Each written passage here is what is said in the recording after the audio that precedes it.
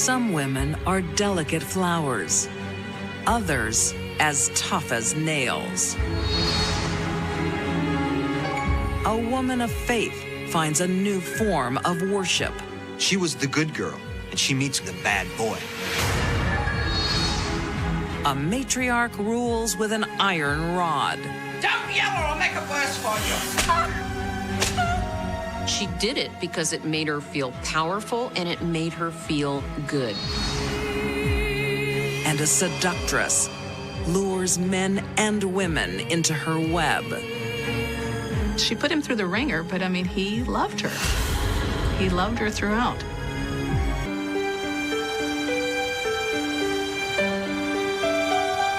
In Greenville, South Carolina, 2006.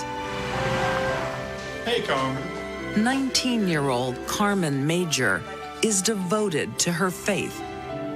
Carmen was described as a really good kid. She did well in school. Are you helping at next week's charity run? And she was a trusted member of her church.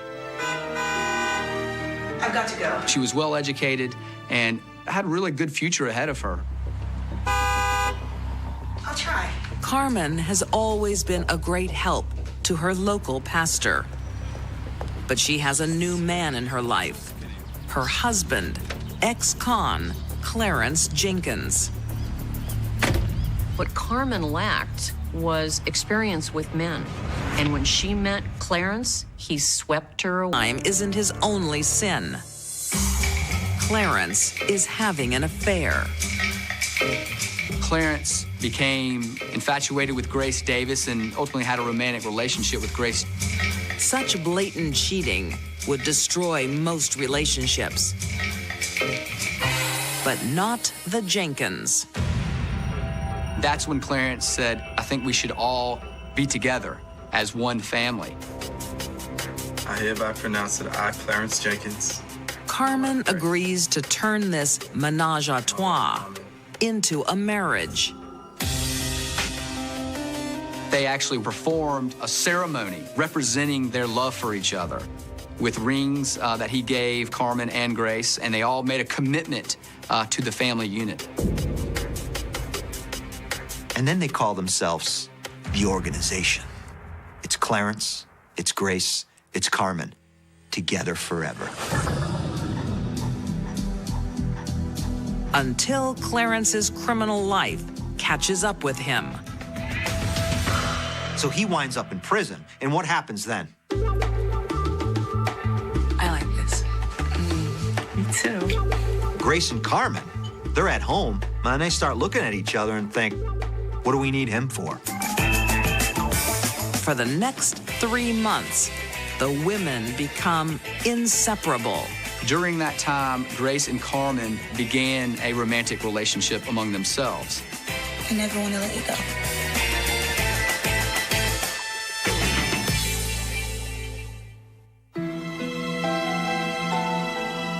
When Clarence is released from prison, he rejoins the party. Sure is good to be back home. It's good to have you back. When Clarence came back, he realized that the relationship between Grace and Carmen had began. I will make this a real homecoming. He forgives them.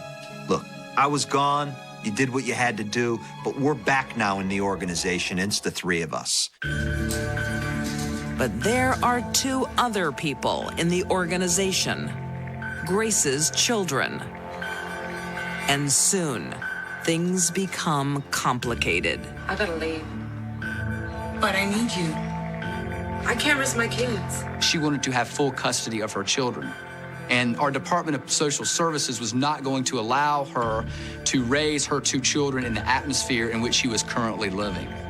What's up? Parents, I'm leaving. Grace wanted to be with her children and get her life cleaned up and do the right thing.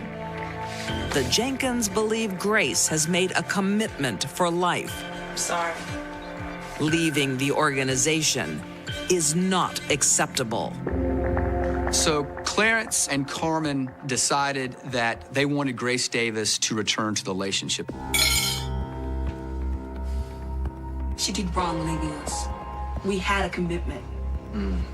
They plan to woo back their lover, not with candy or flowers, but with a terrifying message.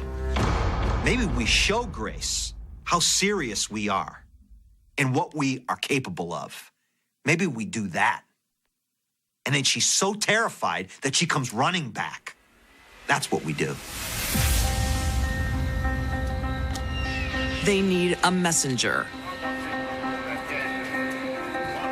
Clarence finds one on the seedy side of town. So Nicole is a known prostitute. 34-year-old Nicole Harris is lured into Clarence's van. He says he's an undercover cop. You're under arrest. I'm not hurting anybody. He told her that if she came along, he wouldn't press charges for her recent prostitution. So she went along with him.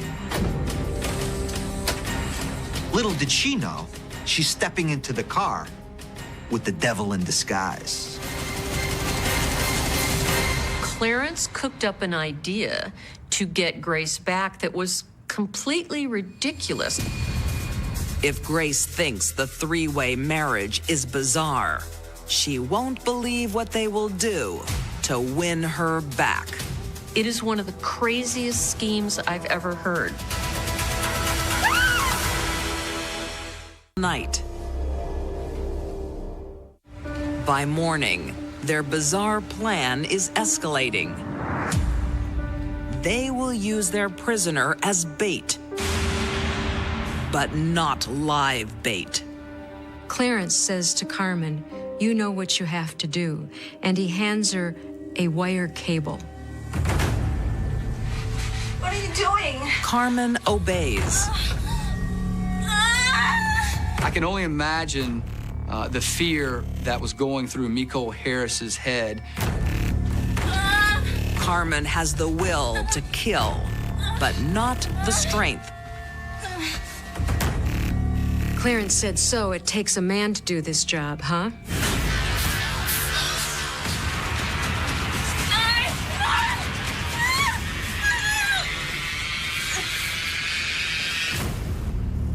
And he suffocated her to death. Carmen and Clarence are not finished yet. He asks Carmen, get the saw, get the knife, chop off her hands, chop off her feet. Blood would be seeping into the drain, into all the cracks in the grout, and into the sheetrock. 21-year-old Carmen follows her husband's lead. She thought the sun rose and set on this man, and she would do anything he wanted her to do. She is responsible for her own actions, and she participated. Lots of women meet men who are manipulative, and they don't take a saw to another woman's hand and try to cut it off. The packages are ready. A special delivery for their former lover. If you don't come back to the organization, this will happen to you. There's one problem. They don't know where Grace lives. So Carmen leaves the gruesome packages on the doorsteps of Grace's family. They placed one foot in one hand in a bag along with a note at one location, and then another foot in another hand at a different location. The organization bungles this job. So Grace, of course, is not living at either address. Davis family at that time had no idea why someone would leave human remains at their doorstep. Her relatives, they call the cops right away. The police have Nicole Harris's fingerprints on file and quickly identify the remains. Once we discovered that the remains belonged to Nicole Harris, law enforcement was able to identify a number of individuals who stated that Clarence Jenkins was the last person that was seen with Nicole Harris. Investigators raid Clarence and Carmen's home and find all the evidence they need. It was obvious that there had been a murder there. There was blood spatter in the bathroom, which ultimately had the DNA of Nicole Harris. The evidence is overwhelming. Carmen confesses and testifies against her husband. In 2012, Clarence Jenkins is convicted of the murder of Nicole Harris. He receives life without parole. Clarence does not care about people. Clarence cares about one thing, and that's his own desires, his own wants, his own needs. And Clarence can rot in jail. Carmen pleads guilty to murder and will spend 40 years in prison. Carmen and Clarence didn't even know Nicole. They just grabbed her off the street. This was a terrible murder. This was a despicable act. Carmen Jenkins, swept up in her husband's cruelty, kills a perfect stranger just to punish the woman she loves. Carmen had choices in her life, just like we all do. She made the wrong one, and Clarence brought out the worst in her. Really? A kind woman offers a helping hand, I'd known her for so long, and she'd been part of my family. but a maternal instinct A tough, hard, and controlling matriarch. can mask wicked intentions. She tortured her. She abused her.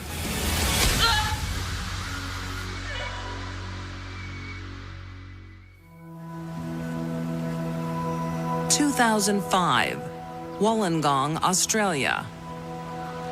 Here, let me show you the house. It's real nice. Single mom Kathy McDonald is excited about her new home. Looks cozy. Kathy and her teenage daughter Louise need a change after facing tragedy. My other daughter took her own life. Louise found that hard.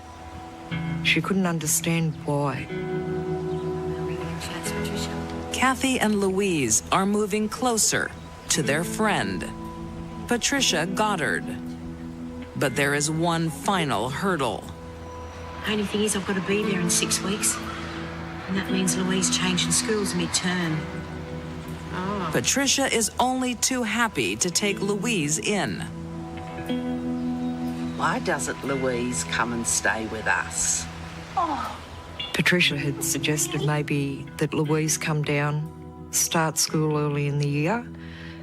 I could continue packing the house up because it was only supposed to be a couple of weeks.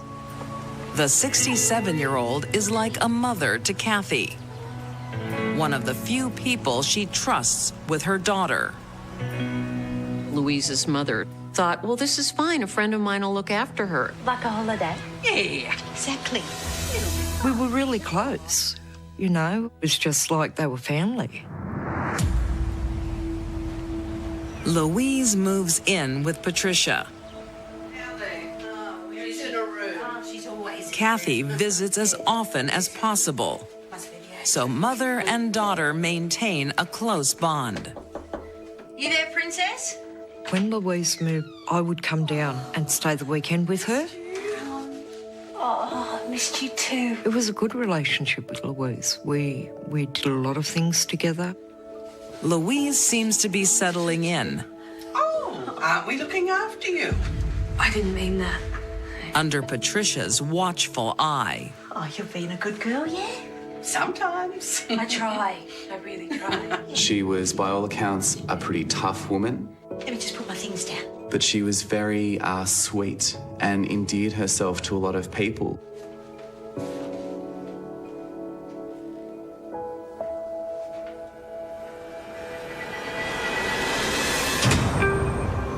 In late 2005, Kathy finally moves into her new home, ready for a fresh start with Louise. But when she goes to pick up her daughter, a family friend isn't welcoming. Good. How's my girl? She's good. She don't want to see you. What? Why? What's going on? Patricia! You deal with her! What's going on, Patricia? Come in. Patricia has said to her, Louise doesn't want to live with you anymore. She wants to stay with us. Kathy is baffled by her daughter's rejection. They were saying Louise didn't want to see me. She was supposed to come home. There were plans, the way she was going to paint her room, put a mural on the wall. She doesn't want to see you or live with you. I just want to talk to her, please. Louise! Didn't see much of her. It was just like a fleeting glance. What happened to her eye? She got a sty. There was one time I questioned about a black eye, and I was told that she'd had a sty and she was rubbing it. But... Kathy, you gotta go. Go!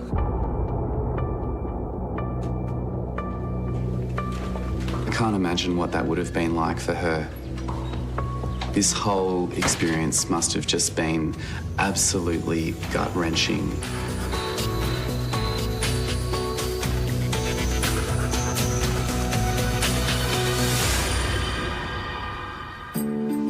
The heartbroken mom hopes the police can bring her daughter home. And how old's your daughter? She's just turned 16. But they are powerless to help. Mrs. O'Brien, under the law, we can't make Louise come home. He said that if she's happy, she wants to stay there, she's old enough to make her own mind up. So I virtually had no say in it. Once she was there, she was there. And she didn't come home.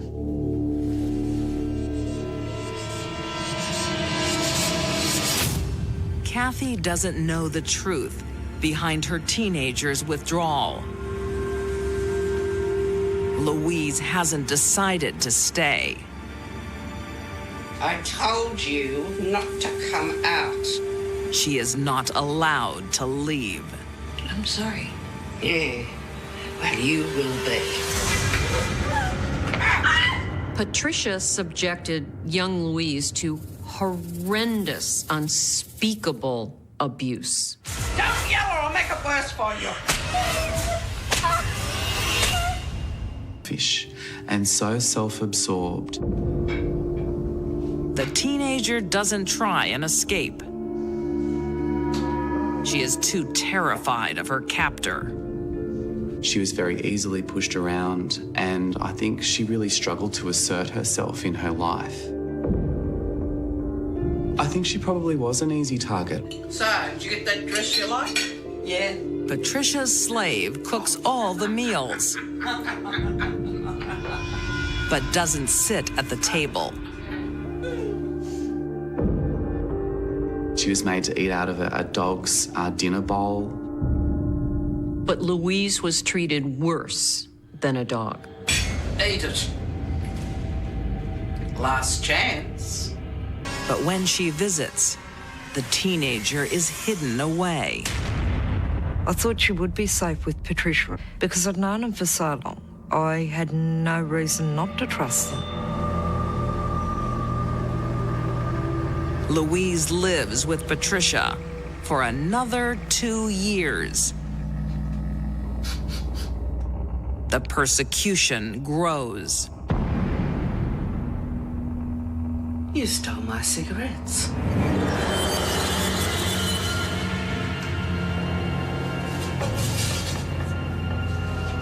Patricia took her hand, placed it over a scalding hot element, and burnt her hand. She did it because it made her feel powerful and it made her feel good.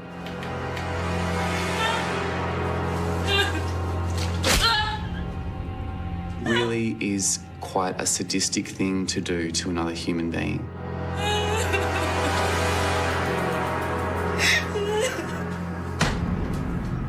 I never was aware of it. Nobody ever told me that this was going on.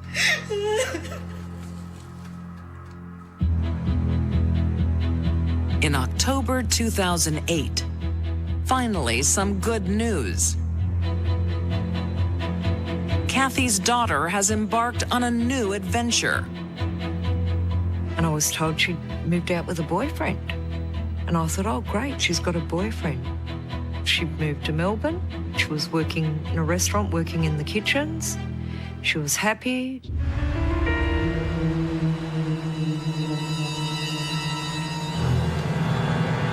Louise hasn't left town.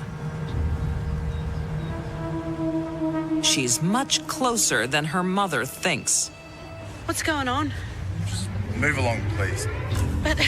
Move along. On February 28th, 2011, the police respond to a tip-off and search Patricia's home.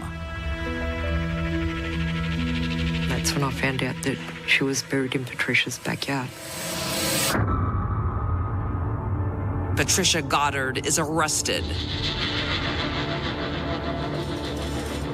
She claims it was all an accident when she lost her temper. That's not clean.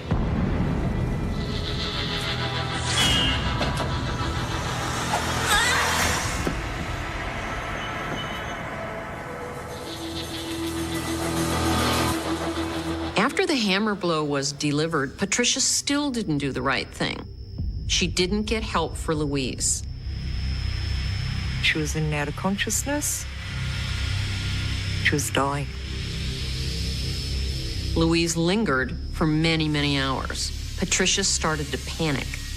But I don't think she panicked because she was afraid for Louise dying. She panicked because she was afraid she had committed murder. After hours of suffering, Louise loses her fight for life. Get up. The hit caused her head to rotate at such a degree that it caused a subdural hematoma, and as a result, that's what she died of. Louise O'Brien's young and painful life was finally ended by a very deadly woman.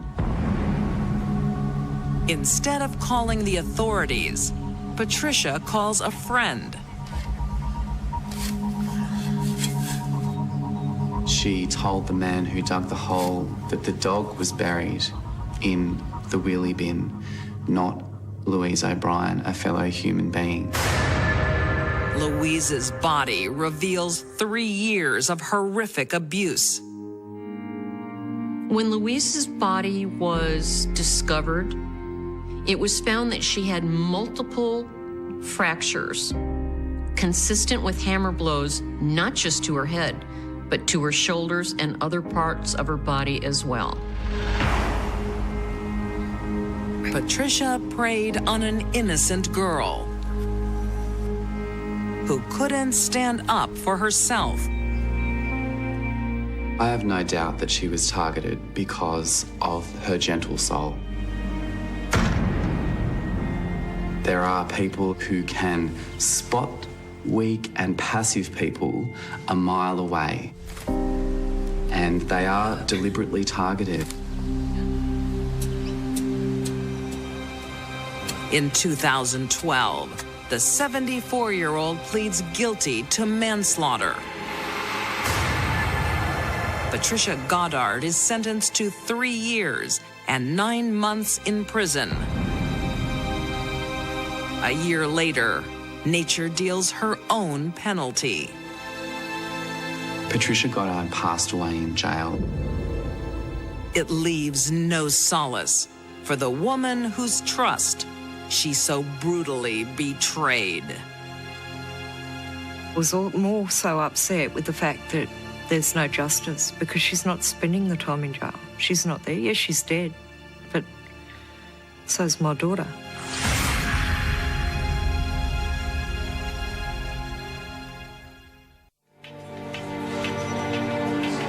A bright spark Sherelle was a very vivacious person. Can become a lethal flame She'd go looking for a new thrill. that devours all in its path. Scott didn't have a clue.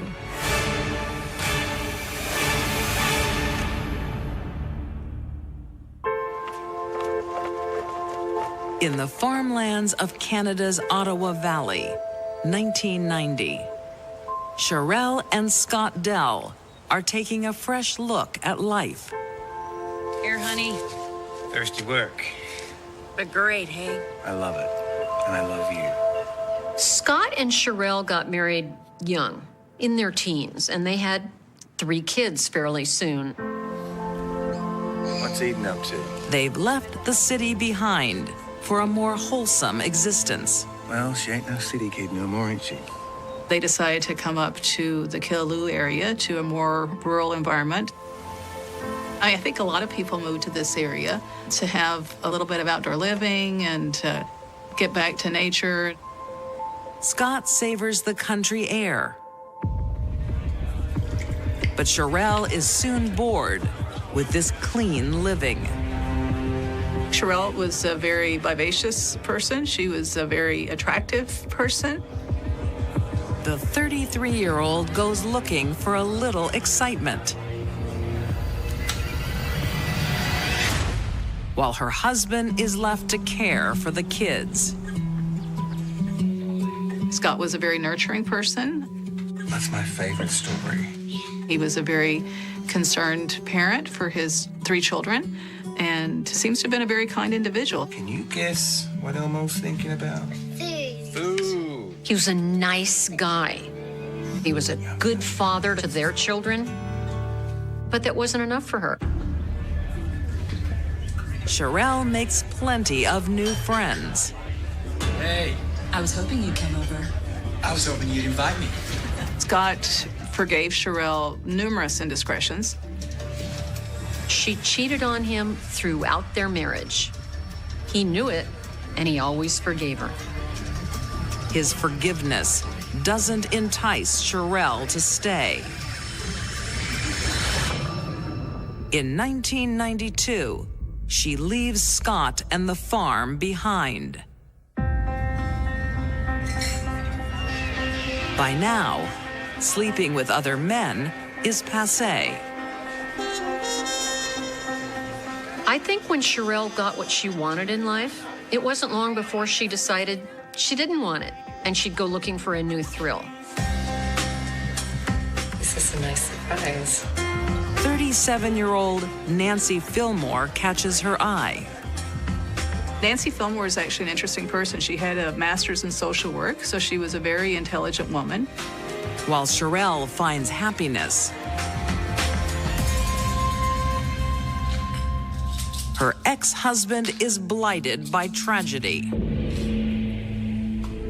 Scott was actually diagnosed with throat cancer. Sherelle shows no pity. Instead of standing by Scott in his hour of need, she moves in with her new girlfriend. I missed you today. I like being missed. It doesn't dampen Scott's love.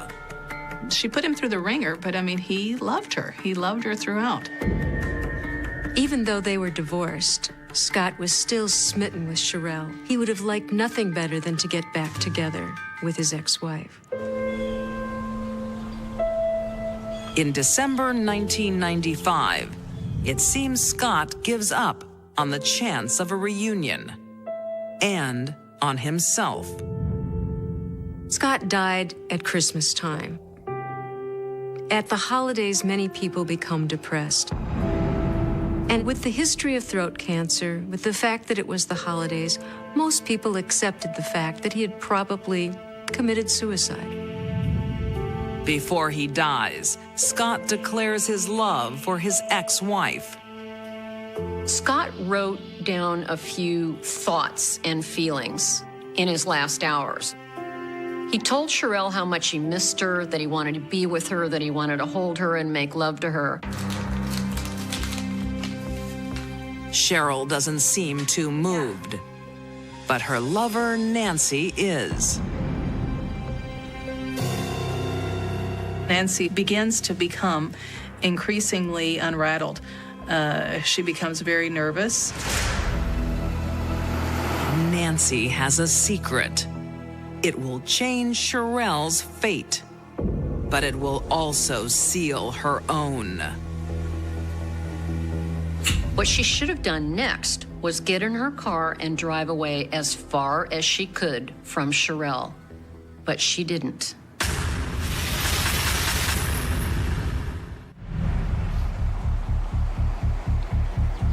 The village of Killaloe in Canada's Ottawa Valley, March 1997.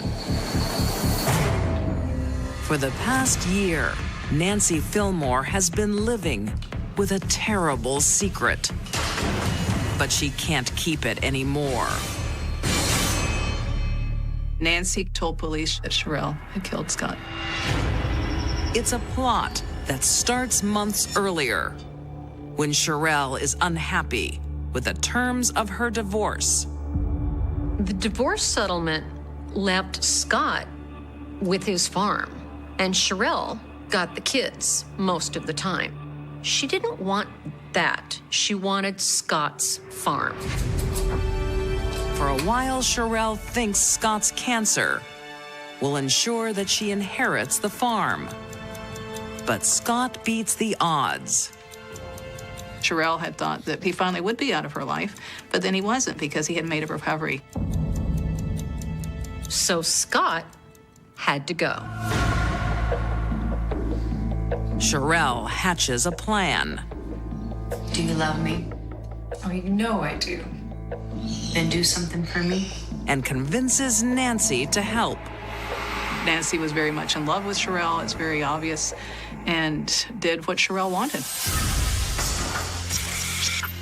Just days after Christmas, 1995, Nancy buys a bottle of wine and some antifreeze.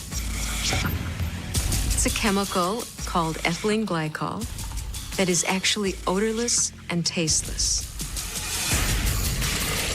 It has a kind of a fluorescent green color. Nancy watched Sherelle mix the antifreeze in with a bottle of wine.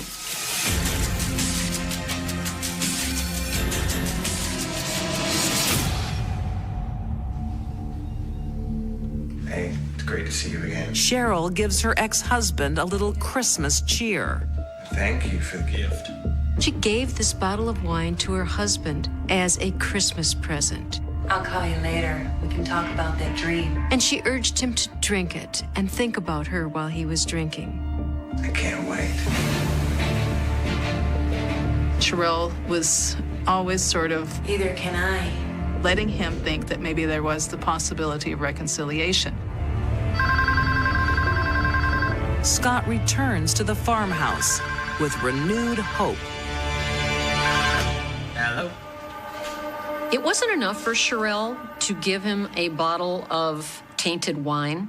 She wanted to make sure he drank it, and then he drank quite a bit of it that night. Have a drink of that wine I gave you. Sherelle called him frequently, hourly, encouraging him to drink the wine, to put on the music that they used to listen to when they were in love.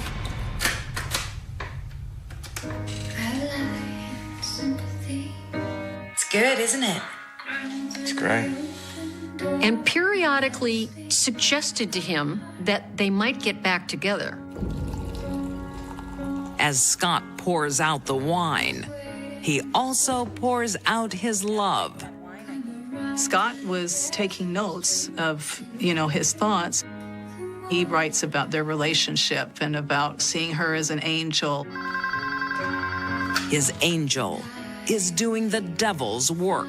How's it going with that wine? I hope you've drunk the whole bottle. I'm very drunk. Scott didn't have a clue. The ethylene glycol is sweet. He was drinking wine. Nothing unusual was happening. As the poison starts to take effect, Tell me what you're feeling. Sherelle listens in. as her husband of 20 years fades away. The symptoms of ethylene glycol poisoning begin at first much like those of alcohol. I'll call you back later. A person feels lightheaded and giddy. Their inhibitions are depressed. Sherelle knew that the lethal bottle of wine was starting to take effect. She could hear his words start to slur. Scott? Life is a gift. It doesn't last long. And of course, Sherelle didn't do a thing to save his life. Scott? You there? She just allowed him to die.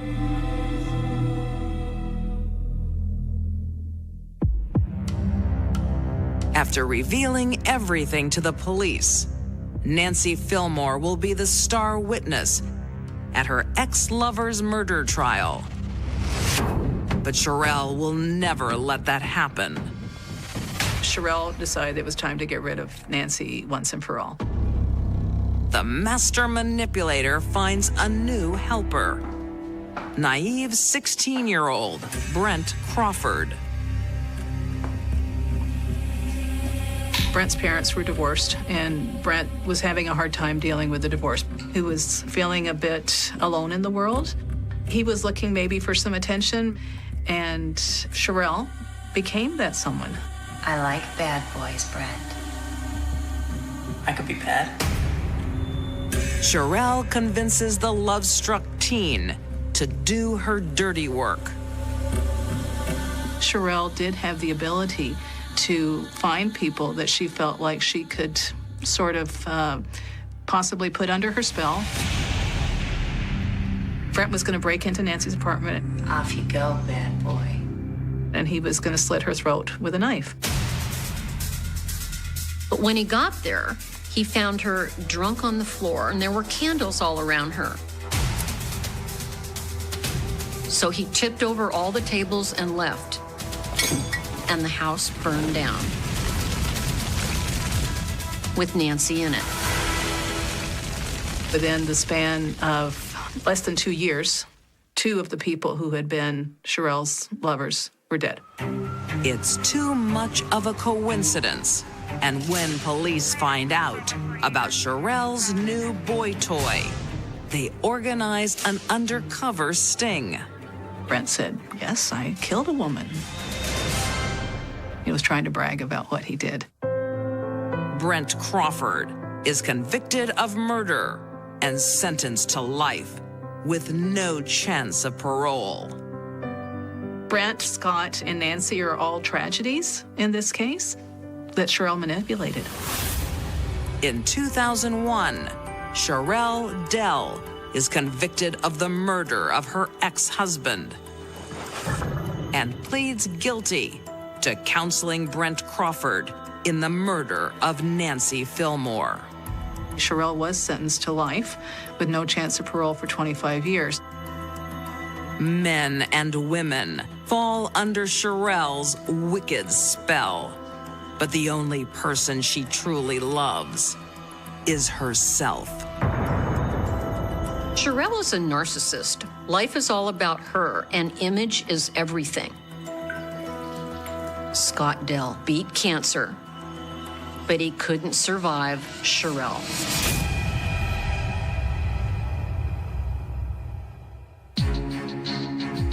These deadly women discarded lives like rubbish. Carmen Jenkins sacrificed a stranger to teach her lover a lesson. Patricia Goddard wasn't grandma. She was the big bad wolf. And Sherelle Dell killed the man and woman who loved her. These women didn't. It begins with a door that should never have been opened, a rusted lock giving way in a forgotten storage facility on the outskirts of a dying Ohio town, the kind of place people pass every day without looking twice, the kind of place where dust settles so thick it feels permanent, where time doesn't just slow down, it congeals, and inside that narrow concrete unit, under a tarp stiff with age, lies something that should not exist anymore, something the town spent decades pretending was gone, something that brings 1995 screaming back into the present like it never left. Because this is Ohio, this is 1995, and this is a cold case that never stopped breathing. Back then, the town was quieter, not peaceful, just muted, a place where factory whistles dictated the day and everyone knew everyone else's routines, where nothing ever really happened until one night it did, when a 23-year-old woman failed to come home. When her car was found abandoned near the river with the keys still in the ignition and the driver's door open as if she'd stepped out for just a second, when the word, missing, slid across police radios and settled into kitchens like a bad smell. When neighbors stood in clusters under porch lights whispering the same question over and over again, how does someone vanish in a town this small? Her name became a headline, then a face on a flyer, then a sound people avoided saying out loud, because saying it made the fear real, because saying it meant admitting that whatever took her could take anyone, because this wasn't a city with crowds and anonymity. This was a place where the dark knew your name, and the river, wide and slow and deceptively calm, ran past town like a witness that refused to speak. Police worked fast at first because that's what you do when hope is still warm, when the possibility of finding someone alive still exists. When search dogs comb the banks and helicopters slice the air and volunteers fan out through woods and fields with flashlights cutting frantic lines through the night, and for a while, the town held its breath, waiting for a miracle, waiting for footsteps in the dark, waiting for a scream that would at least mean she was still there. But the hours passed, then days, and the search shifted, the tone changed, the language hardened, missing became endangered became presumed dead, and the case file began its slow transformation from emergency to investigation, from now to then, from urgent to unsolved, from hope to cold. Detectives reconstructed her last known movements with mechanical precision. The grocery store receipt timestamped at 8:47 p.m., the gas station clerk who remembered her buying cigarettes she didn't normally smoke, the neighbor who thought he heard a car door slam around 9, but couldn't be sure. The boyfriend who said they'd argued, nothing serious, just the usual, the kind of answer that immediately raises flags because everyone knows it's never just the usual, not when someone disappears, not when the silence gets this loud. They followed leads that went nowhere. A man seen near the river who turned out to be fishing, a truck reported idling on Main Street that belonged to a delivery driver passing through, a tip about a scream that no one else heard, and each dead end chipped away at the case, eroding it grain by grain until all that remained were theories stacked on top of each other like unstable scaffolding, domestic violence, stranger abduction, crime of opportunity, something planned, something impulsive, everything possible, nothing provable. Evidence existed, technically, but not the kind that speaks clearly, fibers without context, tire impressions distorted by rain, fingerprints partial and inconclusive, items collected and bagged and logged, and eventually boxed up. Because storage space is finite and time moves on and new crimes demand attention, and slowly, quietly, without ceremony, the case slid into the long dark hallway of cold cases, where files gather dust and questions go unanswered. The town changed after that, not dramatically, but subtly, the way trauma always works, doors locked earlier, parents calling their kids home before sunset, the river no longer a place for evening walks, conversations stopping when certain names came up. Because everyone remembered where they were when they heard the news, everyone remembered the way the air felt that week, heavy, charged, wrong. Years passed, then decades. Detectives retired, witnesses moved away or died, memories softened at the edges, and the case became a story people told newcomers, a cautionary tale, a local legend stripped of detail and sharpened into myth, until it almost didn't feel real anymore. Until it felt like something that happened in another lifetime, in another version of the town, one that no longer existed. And then the storage unit. It was supposed to be routine, an audit, a cleanup, a new owner going through abandoned units whose fees stopped being paid years ago, cutting locks, lifting tarps, deciding what to toss and what to keep, until one unit stopped him cold, until he saw the boxes labeled in fading marker, until he saw the evidence tape, brittle and yellowed, until he realized this wasn't junk, this wasn't forgotten furniture or broken appliances, This was a piece of the past that had been misplaced, misfiled, lost in the cracks of bureaucracy and time.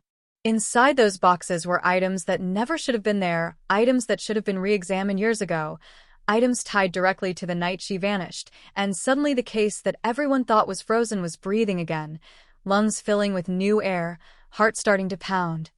Because evidence doesn't forget, it waits, and sometimes it waits patiently for someone to make a mistake. When investigators reopened the boxes, the shock rippled outward, through the department, through the town, through families who thought they'd already done their grieving, because this wasn't just evidence, this was proof of failure, proof that something vital had been overlooked, mismanaged. Buried not by a killer but by the system itself, and with that realization came a new kind of urgency, sharper and more bitter, because now the question wasn't just who did this, it was how did we let this happen? Old evidence was processed with new technology, methods that didn't exist in 1995, techniques capable of pulling voices out of silence, names out of fragments, truth out of decay, and for the first time in years, the case produced movement, not answers yet, but momentum. The sense that the past was finally catching up with the present. The town watched closely, every update dissected, every rumor amplified, because a cold case reopening isn't just an investigation, it's a reopening of wounds, a reopening of fear, a reopening of the possibility that the person responsible didn't vanish into the night, didn't leave town, didn't die, but stayed, lived, blended in, went to work, raised a family, smiled at neighbors who never knew what he carried inside him.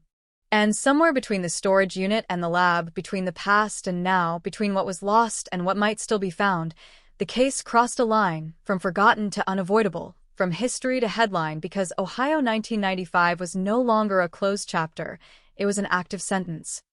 Unfinished, unresolved, and the evidence, long silent, was finally ready to speak.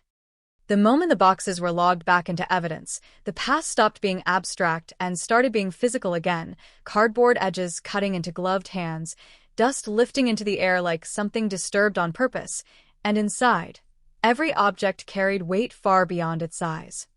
Because these weren't just remnants of an investigation, they were frozen seconds from a night that never reached morning, and the room where they were opened felt smaller with every item laid out on the table. There was clothing, folded the way it had been folded nearly 30 years earlier, fabric stiff with age but unmistakable, colors dulled yet familiar enough to make older detectives pause, because memory doesn't fade evenly, it latches onto texture, onto shape, onto the way something looked the last time you saw it, and suddenly 1995 wasn't distant, it was right there under fluorescent lights, breathing recycled air. There were personal effects too. Mundane things that shouldn't survive a crime scene, a receipt creased and yellowed, a keychain with a chipped plastic emblem from a local diner that closed years ago. Strands of hair sealed in envelopes labeled in handwriting that no longer belonged to anyone on the force, names crossed out, dates underlined, procedures that reflected a different era of policing, when evidence was collected but not always understood. And then there were the items that changed the temperature in the room, objects that had never been properly tested, never fully explained, fragments that didn't fit any theory investigators had been clinging to for decades, because back then, they didn't know what questions to ask yet. And now those same fragments felt like accusations. One piece in particular drew attention, a strip of material recovered from the car, originally dismissed as contamination, something brushed off during the chaos of the initial search, too insignificant to prioritize, too ambiguous to chase, but under modern analysis, ambiguity becomes opportunity. And suddenly that strip wasn't meaningless anymore, it was a voice waiting for a translator.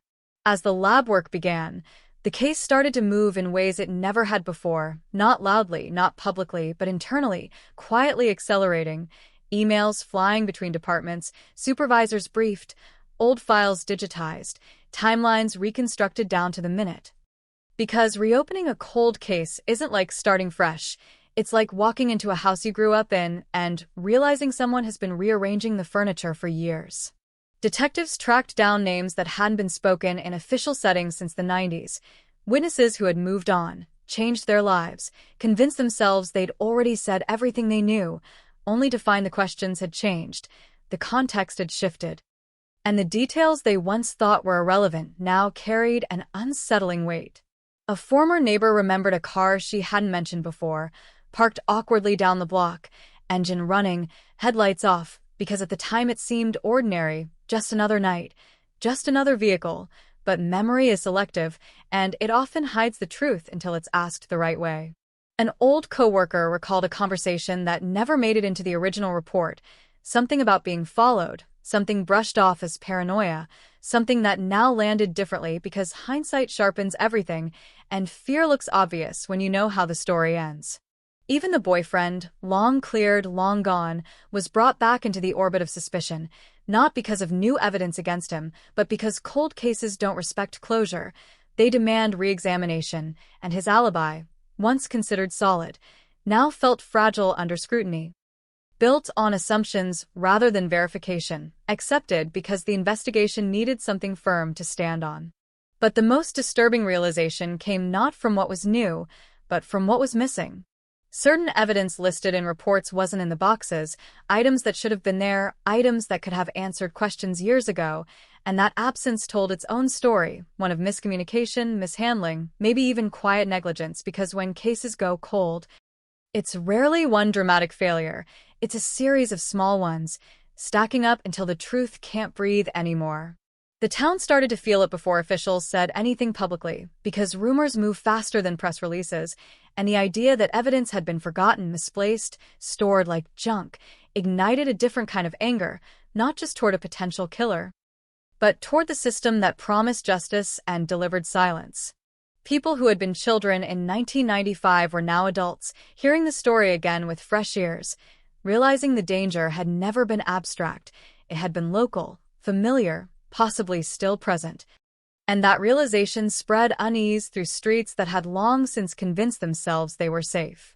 As lab results came back, cautiously, incrementally, the case tightened, not closing in on a suspect yet, but narrowing possibilities, eliminating some theories while breathing life into others, because science doesn't dramatize, it clarifies, and clarity can be terrifying. One test suggested contact that had never been officially acknowledged. Another hinted at movement patterns inconsistent with the original narrative, and suddenly the timeline everyone accepted started to fracture, revealing gaps wide enough for an entirely different story to fit inside. Investigators began to suspect that the abduction, if that's what it was, hadn't been random, that the car by the river wasn't the starting point but the final stage of something already in motion, a deliberate placement meant to mislead, to buy time, to redirect attention. And that possibility changed everything, because planning implies familiarity, patience, and confidence.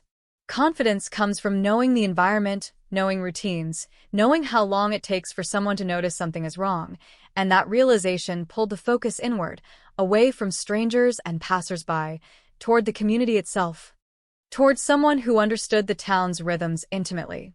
The idea that the truth might have been hiding in plain sight for nearly 3 decades settled heavily over the investigation, because it meant the case hadn't gone cold due to lack of evidence, but because the evidence pointed somewhere no one wanted to look.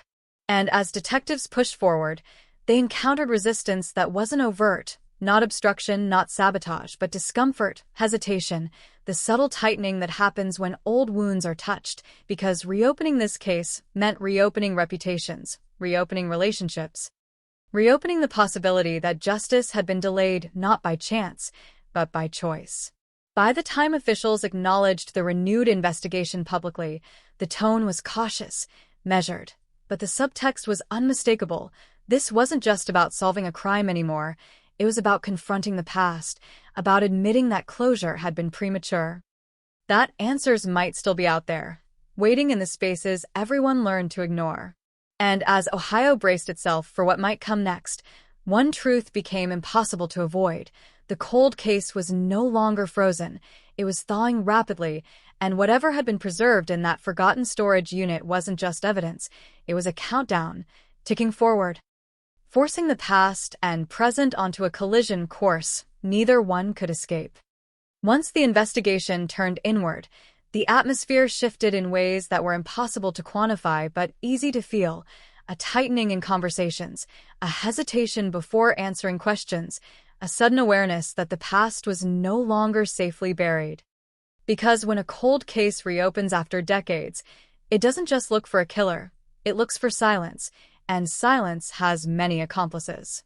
Detectives began mapping relationships instead of locations, drawing lines between names that had once seemed unrelated, co-workers crossing paths with neighbors, casual acquaintances overlapping in ways that felt coincidental until coincidence became pattern. Because small towns don't have the luxury of anonymity, they have repetition, and repetition leaves traces. The victim's routine was reconstructed again, not the official version preserved in reports, but the lived version, the habits people remember but rarely write down, the shortcuts she took, the places she lingered, the moments where she deviated slightly from schedule. Because crimes often happen in the margins, not the headlines. She had stopped at the diner more often than anyone remembered admitting, always late, always tired, always choosing the booth near the back, and someone else had been there too, not every night but often enough to notice, a man whose presence registered subconsciously. Familiar enough not to alarm, forgettable enough to ignore, the kind of person who blends into routine until routine becomes cover. Witness statements from the 90s were reread with a different lens, every adjective dissected, every pause reconsidered, and inconsistencies that once felt minor now glowed under scrutiny, because memory doesn't change randomly, it changes to protect itself. And protection always leaves fingerprints. One witness had altered the timing of a sighting over the years, just by minutes at first, then by half an hour, then by an entire hour, each retelling drifting further from the original statement, and that drift wasn't confusion, it was direction, away from something uncomfortable, away from a moment that mattered. Another had never officially recanted, but had stopped cooperating altogether, refusing interviews, avoiding contact, claiming exhaustion, grief, closure, every word sounding reasonable until it was placed alongside everyone else's, until patterns emerged not from what was said, but from what wasn't. As detectives pushed, the resistance grew quieter but more pronounced, doors answered but not opened, calls returned but not followed through, cooperation offered but diluted, because the truth doesn't always hide behind walls, sometimes it hides behind politeness. Attention narrowed on a small cluster of individuals who had intersected with her life repeatedly during the weeks before she vanished, people who knew her schedule well enough to anticipate it, people whose presence that night had been explained away too easily, whose alibis had been accepted because they came wrapped in familiarity. One name surfaced repeatedly, never as a suspect, always as a footnote, someone who had helped with searches, someone who had offered rides, someone described consistently as nice, a word investigators treat carefully because nice doesn't describe behavior, it describes perception. And perception is the easiest thing to manipulate. He had been close enough to know when she'd be alone, close enough to know which nights she worked late, close enough to know where she parked, and yet distant enough from her personal life to avoid early suspicion, existing in that dangerous space between known and unknown. His statements from 1995 were clean, almost too clean, timelines precise without notes, details consistent across interviews in a way that suggested rehearsal rather than recollection, because real memories wobble, they hesitate, they contradict themselves, while constructed ones tend to hold shape.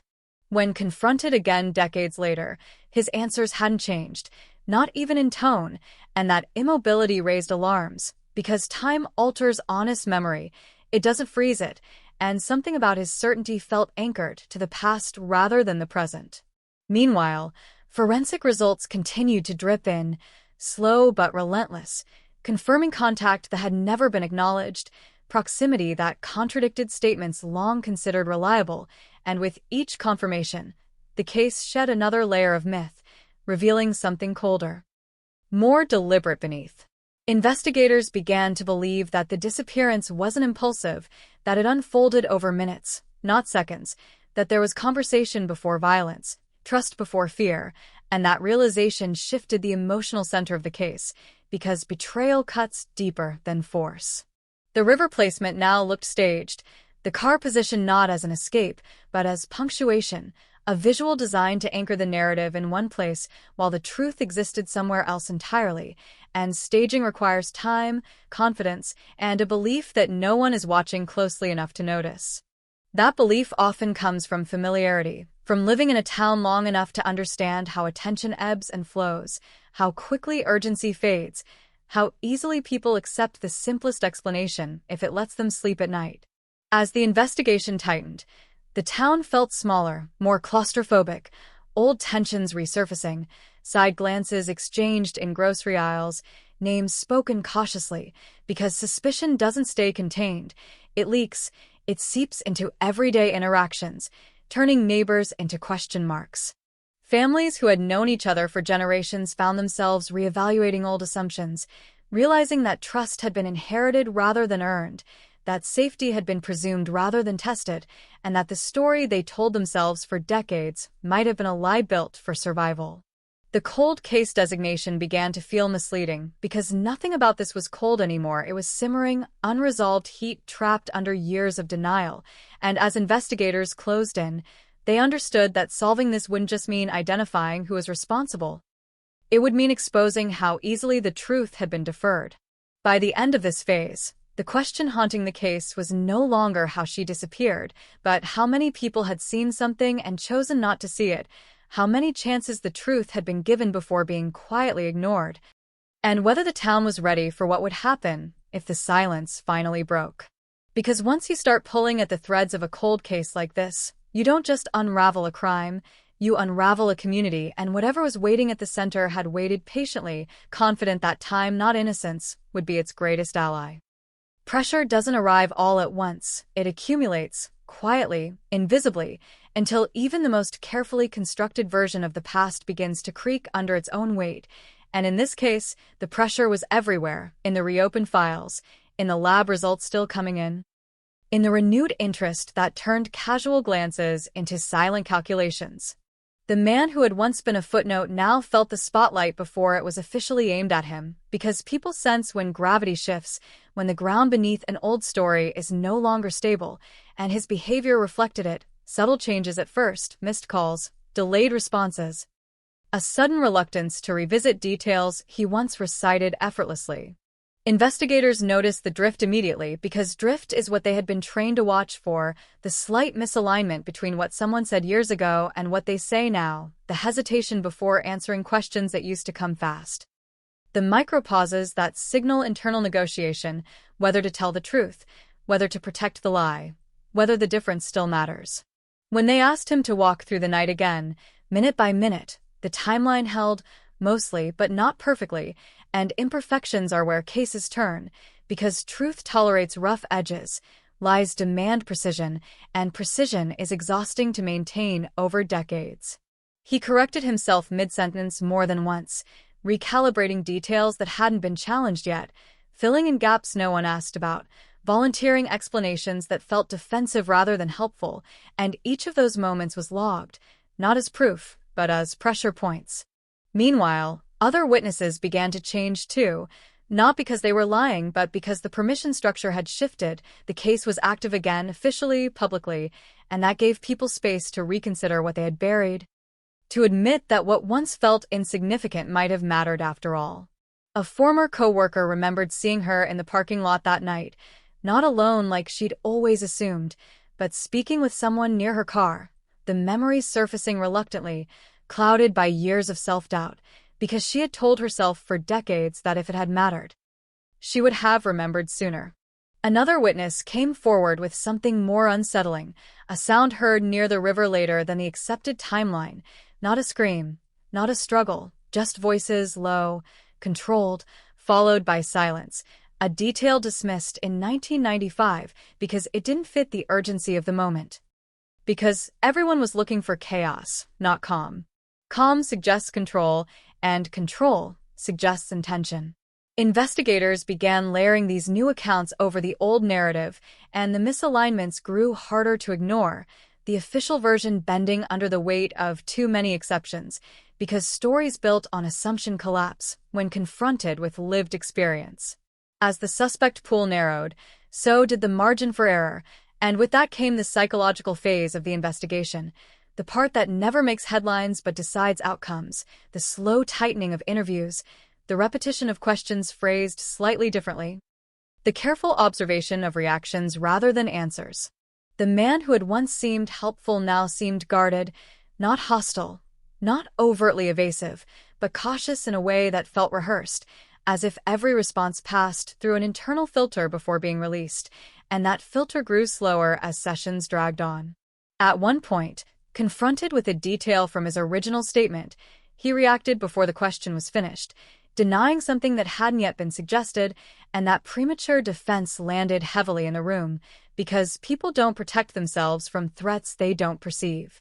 Investigators didn't press immediately. They let the moment sit, because silence is often more effective than accusation, and in that silence, his breathing changed, his posture shifted, the confidence he had carried for decades flickering just long enough to be noticed.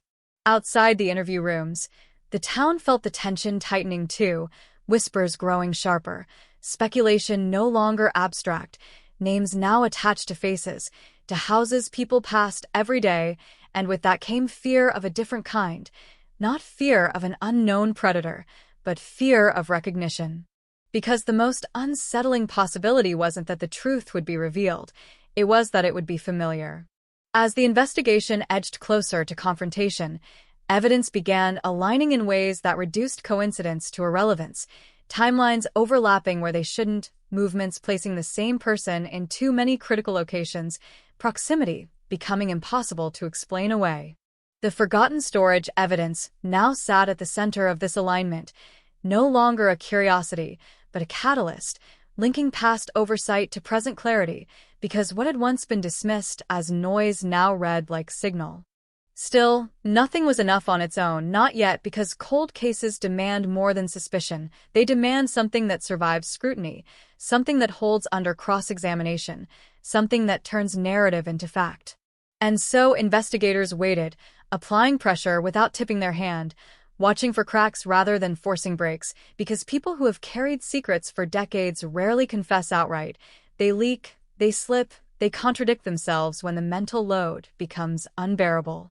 By now, the man at the center of their focus understood that the past was no longer inert, that the story he had lived inside for 30 years was under review, and that awareness followed him everywhere, into his sleep, into his conversations, into the pauses between words. Because when a cold case reaches this stage, it's no longer about whether the truth will surface, it's about how much damage it will do when it does, and whether the community, so long shielded by time and silence, is prepared to absorb the impact. The calm before resolution is never peaceful. It's charged, brittle, waiting, and as Ohio held its breath once again, the sense grew that whatever had been preserved in the dark for decades was running out of places to hide, and that the next fracture would not be quiet. The shift was subtle at first, almost imperceptible, a change in tempo rather than direction, because investigations don't explode into revelation, they compress, tightening around the smallest inconsistencies until even the most disciplined restraint starts to fail, and by now, the compression was undeniable. Interviews grew longer, more repetitive, questions looping back on themselves with surgical intent, not to extract new information, but to observe endurance, because truth can repeat itself endlessly, while fabrication decays with each retelling, losing cohesion, shedding details, betraying the strain of maintenance. The man at the center of scrutiny began to falter in ways he could no longer mask, his once measured cadence slipping, answers stretching out where they used to snap into place, his eyes searching the room before settling, calculating angles that no longer existed. Because control erodes when certainty dissolves. Investigators introduced contradictions deliberately, not as accusations, but as invitations, offering him opportunities to correct them, to anchor himself to reality, and each time he declined, choosing instead to defend the version he'd lived inside for decades. The distance between him and the truth widened. One afternoon, a detail resurfaced from the forgotten evidence, something small but undeniable, a trace that placed him in proximity he had never acknowledged, and when it was presented, not dramatically, not confrontationally, just as fact, His reaction was immediate and unguarded. A flash of recognition crossing his face before he caught himself. That moment didn't prove guilt, but it proved awareness, and awareness is often the hinge on which cases turn. Outside the interview room, parallel lines of inquiry were converging, phone records reconstructed, employment logs re-examined, travel patterns mapped with modern precision, revealing movements that no longer aligned with the story preserved in memory. Because technology remembers what people forget, and it remembers without bias. A gap emerged, narrow but critical, a window of time once assumed accounted for, now exposed as empty, unverified, vulnerable, and within that window, opportunity existed, not abstract, not theoretical, but practical, measurable, real. As pressure mounted, allies thinned. People who had once provided cover through silence or assumption now distanced themselves, not out of malice, but self-preservation, because proximity to a reopening cold case is a liability and loyalty fades quickly when scrutiny arrives. The town felt the tremor too, a collective unease settling over daily routines, because the closer the investigation moved toward resolution, the clearer it became that the truth would not arrive gently, it would land hard, disrupting the careful equilibrium built over years of avoidance. Conversations grew sharper, less nostalgic, less forgiving. Old debates reignited with new urgency, and the question shifted from what happened to why it was allowed to remain unanswered for so long. Investigators recognized the moment for escalation not by evidence alone, but by behavior, the suspect's increasing isolation, his defensive posture extending beyond interviews into his daily life, a sign that the internal pressure had begun to leak outward, manifesting in unpredictable ways. They changed tactics, narrowing focus, limiting information, creating controlled uncertainty, because when someone believes they know what you know, they can adapt, but when the boundaries blur, mistakes multiply. In one session, confronted with two conflicting versions of the same event, presented without context, he chose the wrong one, aligning himself with a detail only the person present would recognize, and that slip, small on paper, reverberated through the room like a dropped glass.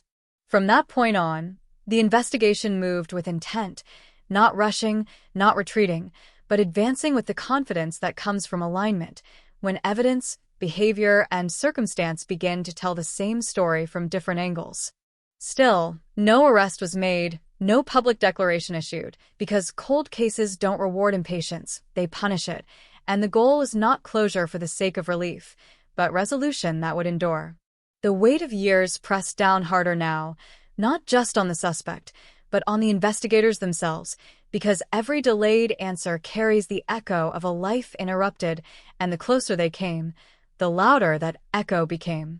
As the man left the building after another long session, the camera in the parking lot caught him pausing, just briefly, as if reconsidering his direction, as if feeling the pull of a truth he had spent decades outrunning, and in that pause, the future wavered. Because pressure doesn't break everyone the same way, some collapse, some confess, some make choices that accelerate the inevitable, and as Ohio edged toward the brink of resolution, one reality crystallized with chilling clarity. Whatever happened next would not stay contained within interview rooms and evidence lockers. It would spill outward, into headlines, into homes, into the collective memory of a town that had lived too long with unanswered questions. And the past, long patient, long silent, was about to demand payment. The mistake didn't announce itself.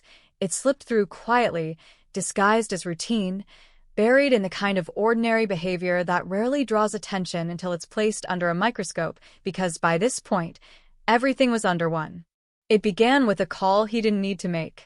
Late evening, well past the hours investigators expected movement, a phone pinged a tower it had no reason to ping, near a stretch of road that hadn't appeared in the case file until now, a road that curved away from town, skirting woods that locals avoided without ever explaining why. And that single data point landed hard because it intersected with something else, something old. Years earlier, a search grid had stopped short of that area, not by decision, but by exhaustion. Volunteers pulled away as daylight faded, priorities shifting, resources thinning, and the oversight had never been corrected. just accepted as part of the chaos. Now the road was back, illuminated not by flashlights, but by probability.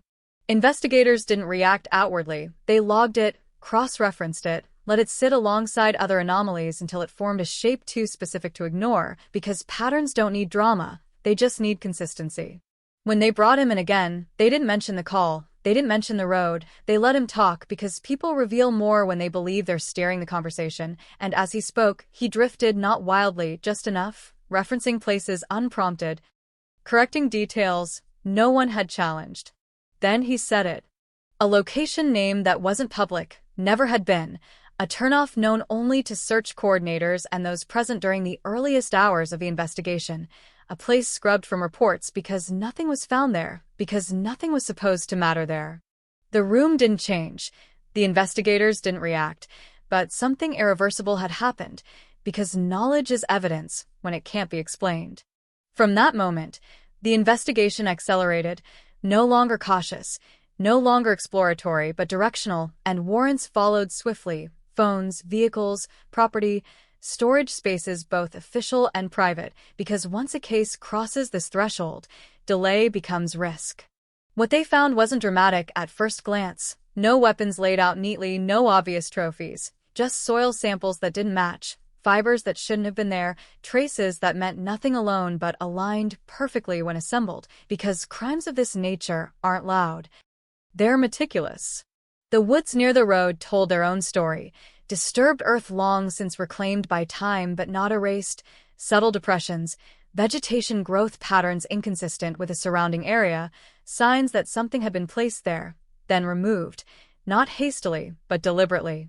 Ground-penetrating scans confirmed anomalies beneath the surface, not enough to declare a discovery, but enough to justify digging, and when the first shovel broke soil, the weight of 3 decades pressed down on everyone present, because this wasn't just a search. It was a confrontation with what should have been done long ago. Nothing recognizable emerged at first, just fragments, just traces, just enough to suggest that absence itself was meaningful, because sometimes the most damning evidence is proof of removal, not presence. Back in town, word began to spread despite official silence. Unmarked vehicles noticed, roads temporarily closed, activity that couldn't be explained away, and the community understood instinctively that something fundamental had shifted, that the case was no longer circling, it was closing. When confronted with a new direction, the man's composure finally fractured, not explosively, but visibly, the accumulated pressure finding release in small tells, shaking hands, clipped answers, irritation where there had once been calm, and in one unguarded moment, anger, sharp and misplaced. Anger is revealing because innocent people fear accusation, guilty ones fear exposure. Investigators let the tension rise without relief, allowed uncertainty to do its work, because at this stage, the truth doesn't need to be forced, it needs to be given space to surface, and space is uncomfortable when you've spent decades controlling the narrative. The case file grew heavier by the day, new pages layered onto old ones, the past and present finally stitched together into something cohesive, something defensible, something that could withstand the scrutiny it was about to face.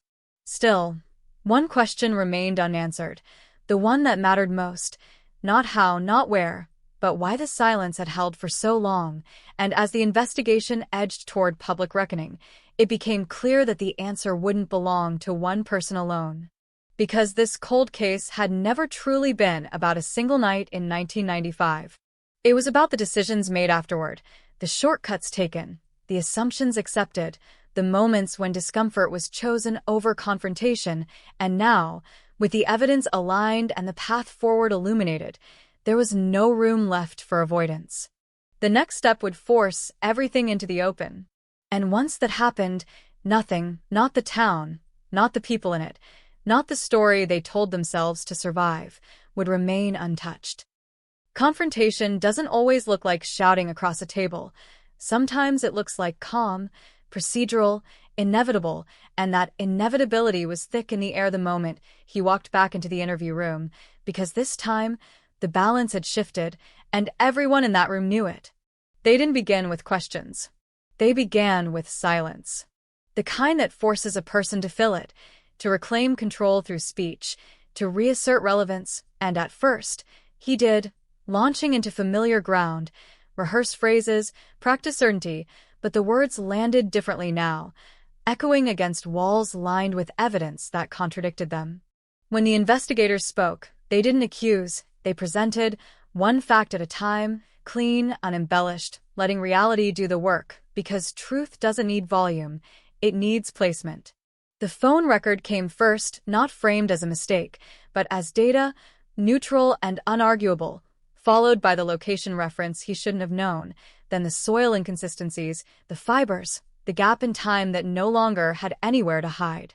With each addition, his posture shifted, shoulders tightening, jaw setting, the subtle recalibration of someone realizing the map they've relied on no longer matches the terrain. He tried to pivot, to contextualize, to explain proximity without intention, knowledge without presence, coincidence without meaning, but the explanations stacked awkwardly, leaning on each other for support, because when lies grow complex, they lose efficiency. The room remained steady, controlled, no raised voices, no visible pressure, just the steady accumulation of fact, because panic thrives in chaos, not structure, and structure was the weapon here. At one point, he asked a question of his own, a small one, almost casual, about what would happen next, and in that moment, the investigators saw the calculation surface, the recognition that this was no longer about convincing them, it was about managing outcome. That was the tell. They pressed gently, shifting from what to why, not as an invitation to confess, but as an opportunity to observe response, because guilt often reveals itself not in denial, but in justification. He spoke about stress, about misunderstandings, about how things had gotten out of control, language that drifted dangerously close to admission without ever crossing the line, circling the truth like a drain pulling water inward. Outside the room, the case was already moving, warrants executed, reports drafted, supervisors briefed, because by the time confrontation happens, the machinery of resolution is already in motion, and stopping it requires more than words.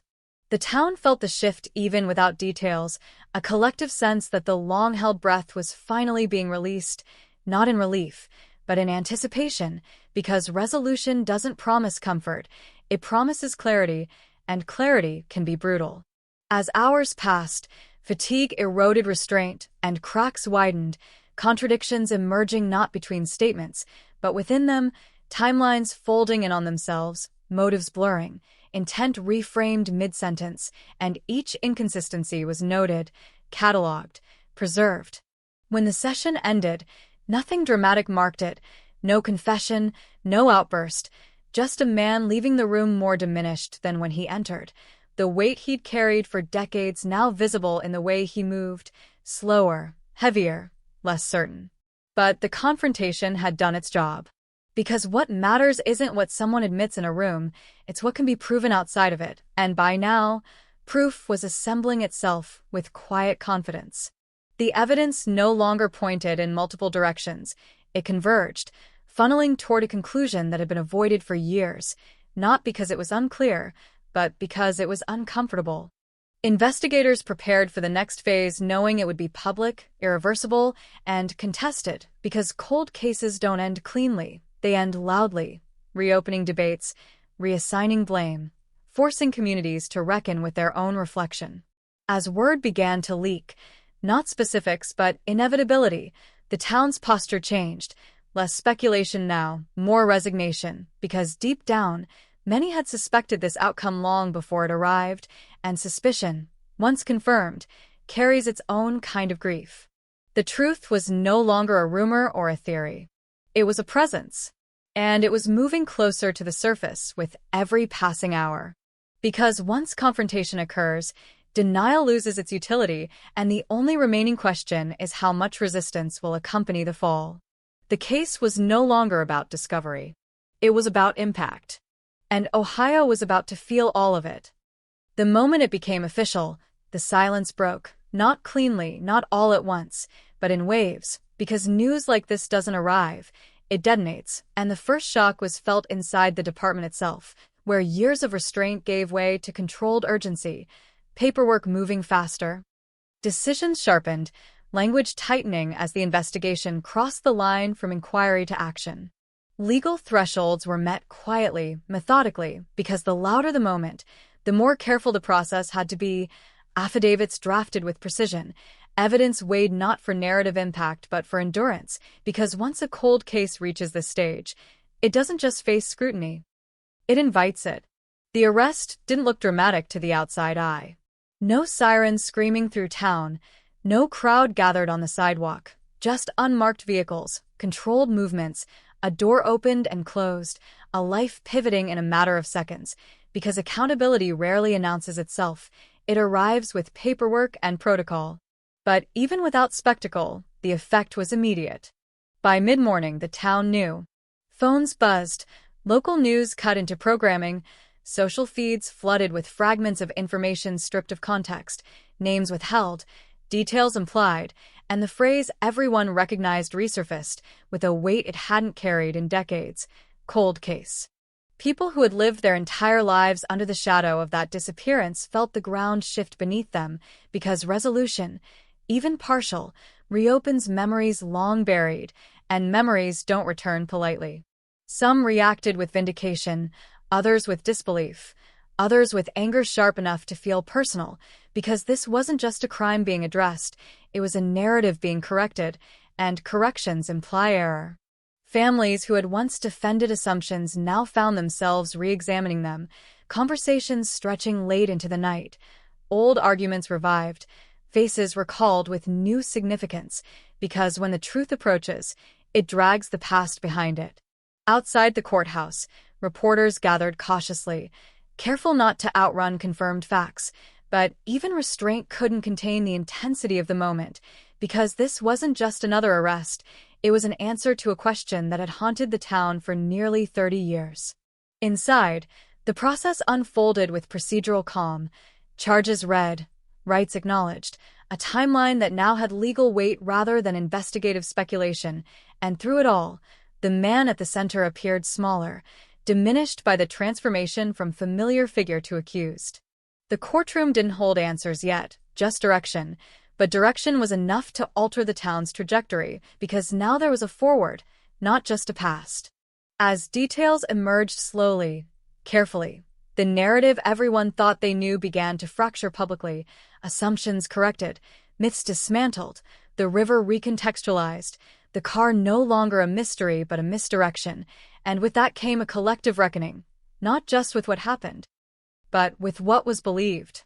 Community leaders spoke of healing, of closure, of moving forward, but the words felt premature, because healing requires understanding, and understanding was still incomplete, fragments of truth surfacing without a full picture to anchor them.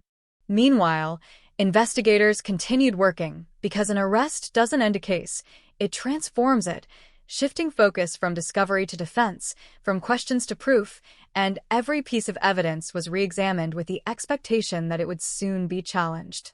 The forgotten storage unit, once an embarrassment, now stood as a symbol of neglect, of oversight, of the fragile line between justice delayed and justice denied, and its existence raised questions that extended beyond this case, questions about how many other answers were sitting in the dark, waiting to be found.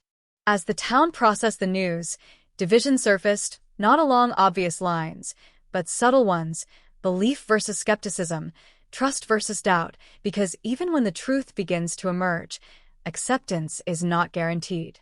Some refused to reconcile the man they thought they knew with the person described in affidavits, clinging to familiarity as defense, while others felt betrayed, realizing that proximity had masked danger, that kindness had been mistaken for harmlessness.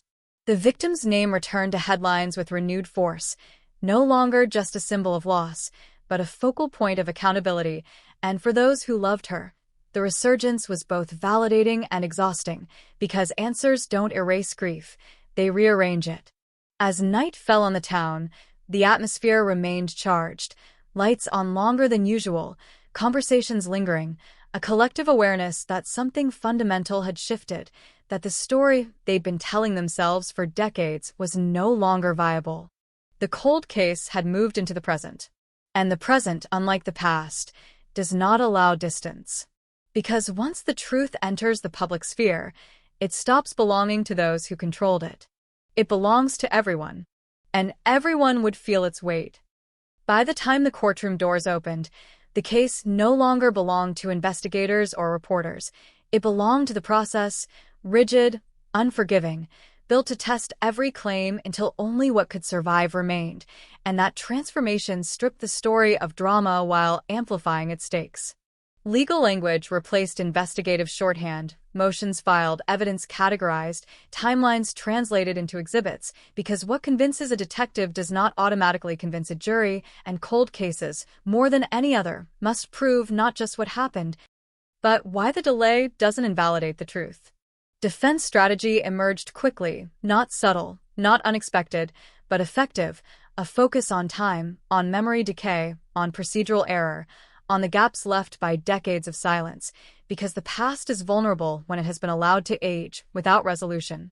They question the storage unit, not its contents, but its existence, asking how evidence could be trusted if it had been forgotten, reframing negligence as doubt, because doubt is the currency of acquittal.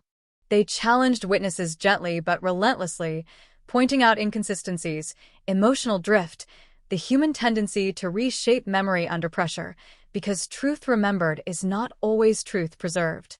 One by one, voices from the past returned to the stand, older now, slower, weighed down by the gravity of revisiting moments they had spent years avoiding, and as they spoke, the courtroom absorbed not just testimony, but regret.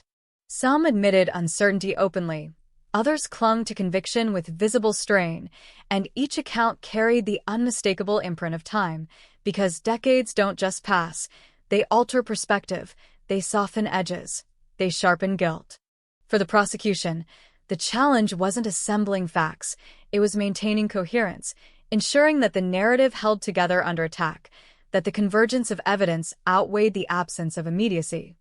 Because cold cases are puzzles rebuilt from pieces that were never meant to last this long.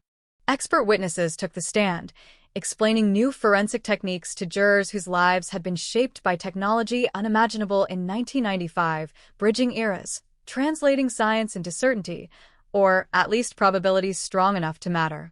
The phone records, the soil analysis, the fibers, each was contextualized, defended, framed not as miracles, but as tools that time had finally made available, because justice doesn't always arrive when it's needed, sometimes it arrives when it's possible. Still, doubt lingered, intentionally cultivated, because the defense didn't need to prove innocence, only fragility, and fragility was everywhere, in missing items, in altered recollections, in the uncomfortable fact that certainty had taken 30 years to assemble. Outside the courtroom, the town oscillated between hope and anxiety, daily routines punctuated by updates, opinions hardening, alliances shifting, because trials don't just decide outcomes, they force communities to pick sides. The victim's family sat through it all, absorbing each argument, each challenge, each suggestion that the truth they had waited decades to hear might be unreliable, and that endurance, quiet and unacknowledged, became one of the most powerful presences in the room. As proceedings stretched on, fatigue set in, not just among jurors, but among everyone involved, because reliving the past is exhausting, and cold cases demand sustained attention in a world conditioned for immediacy.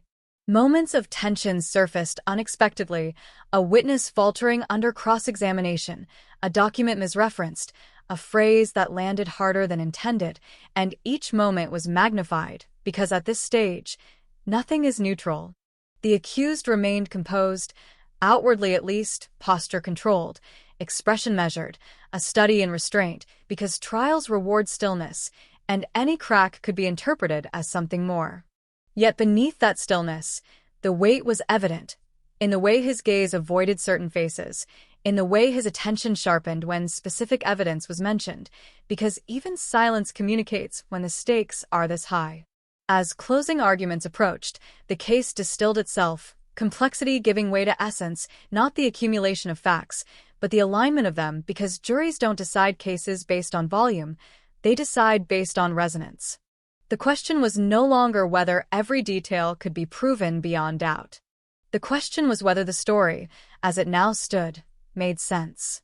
Whether it explained the silence, the staging, the oversight, the patience.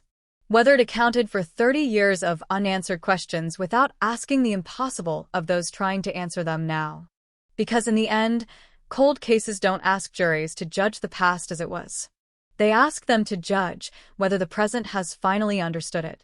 And as the courtroom braced for deliberation, one truth pressed in from every side. Time had delayed this reckoning, but it had not erased it. Deliberation is where noise disappears, where arguments stop performing and start echoing, and inside that sealed room, time behaved differently, stretching, folding, refusing to move at the pace anyone outside wanted, because decisions like this resist urgency. Jurors sifted through decades in silence, revisiting testimony stripped of tone, evidence reduced to its bones, questions resurfacing without the shelter of legal framing, because once the doors close, persuasion ends and judgment begins. They argued quietly at first, cautious, respectful, aware of the weight pressing down on them, because no one enters a jury room expecting to rewrite history, and yet that was exactly what this case demanded. The delay became its own presence, hours bleeding into days, speculation swelling outside the courthouse, reporters parsing body language, townspeople reading meaning into the absence of news, because waiting amplifies fear, and fear seeks interpretation. Inside the courtroom, the accused sat motionless, a still point in a room charged with anticipation, his future suspended between two narratives, one that framed him as the inevitable endpoint of converging evidence, another that portrayed him as a convenient answer to an old, uncomfortable question. The victim's family waited too, bearing a different kind of weight, the exhaustion of hope deferred, the knowledge that even a verdict could not restore what had been taken, only reframe the loss, because justice doesn't heal, it clarifies. When the jury finally returned, the room tightened instinctively, breaths held, chairs stilled, every movement amplified, because verdicts don't just conclude trials, they define memory.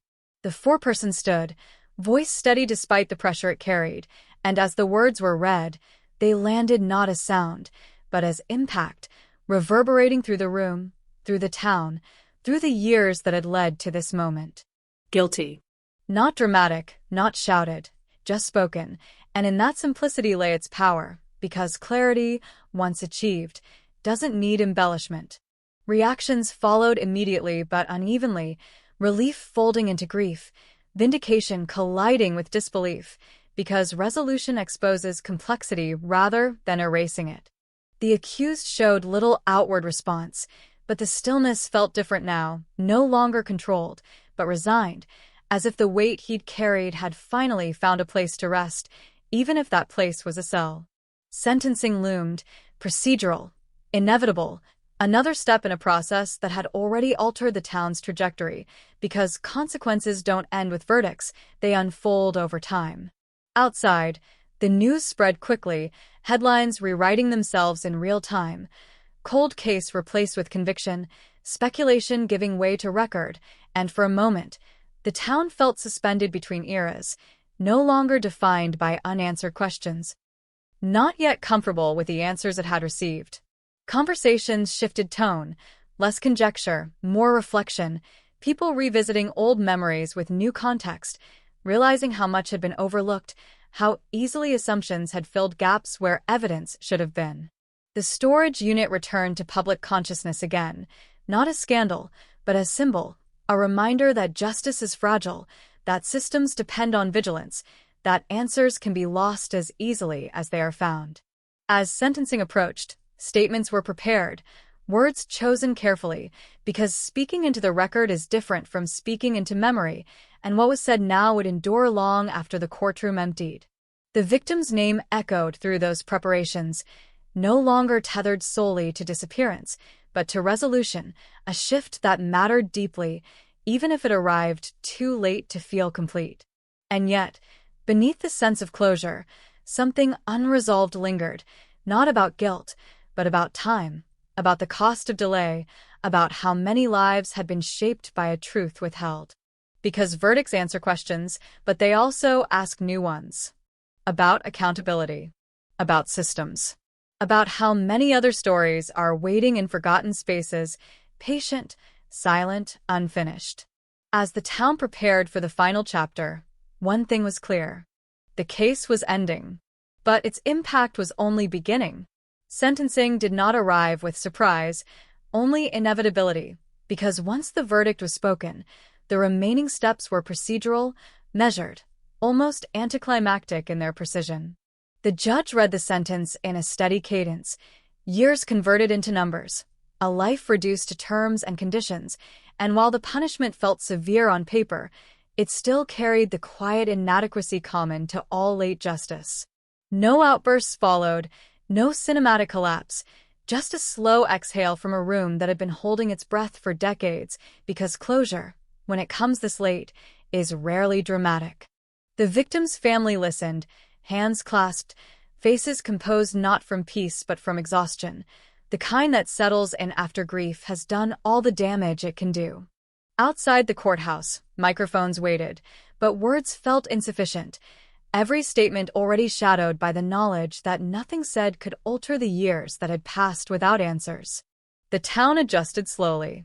Murals were repainted, not erased but reframed, plaques updated, dates corrected, narratives rewritten with care, because history doesn't vanish when it's corrected, it evolves. People stopped lowering their voices when the case was mentioned, stopped treating it like a rumor that might still change, and began speaking of it as fact, solid and unmovable, even if uncomfortable. Schools updated lesson plans. Journalism students studied the case not as mystery, but as cautionary example, an illustration of how evidence can be overlooked, how assumptions can calcify into blind spots. The storage unit, once a footnote, became a focal point in internal reviews, its failure dissected in training seminars and policy memos, because systems learn best from their own fractures. For investigators, the case became a marker, a dividing line between before and after, a reminder that persistence matters, but timeliness matters more. For the accused, now convicted, time collapsed inward, days narrowing to routine, years stretching ahead without ambiguity, because certainty, even when cruel, removes illusion. The victim's name returned to public space, spoken in memorials and community gatherings, no longer attached solely to disappearance, but to accountability, a distinction that mattered deeply. Anniversaries changed tone, less haunted, more reflective, the pain still present but no longer directionless. And in private moments, people confronted the quiet question they hadn't dared ask before. What if this had been solved sooner? There was no answer, only acknowledgement. That justice delayed reshapes more than outcomes. It reshapes lives. As seasons passed, the headlines faded, replaced by new stories, new urgencies, but the case remained, settled yet instructive, a permanent underline beneath the town's history. Not as a mystery, not as legend, but as record. Because some cold cases don't end with discovery. They end with responsibility. And in that responsibility, the past finally finds its place.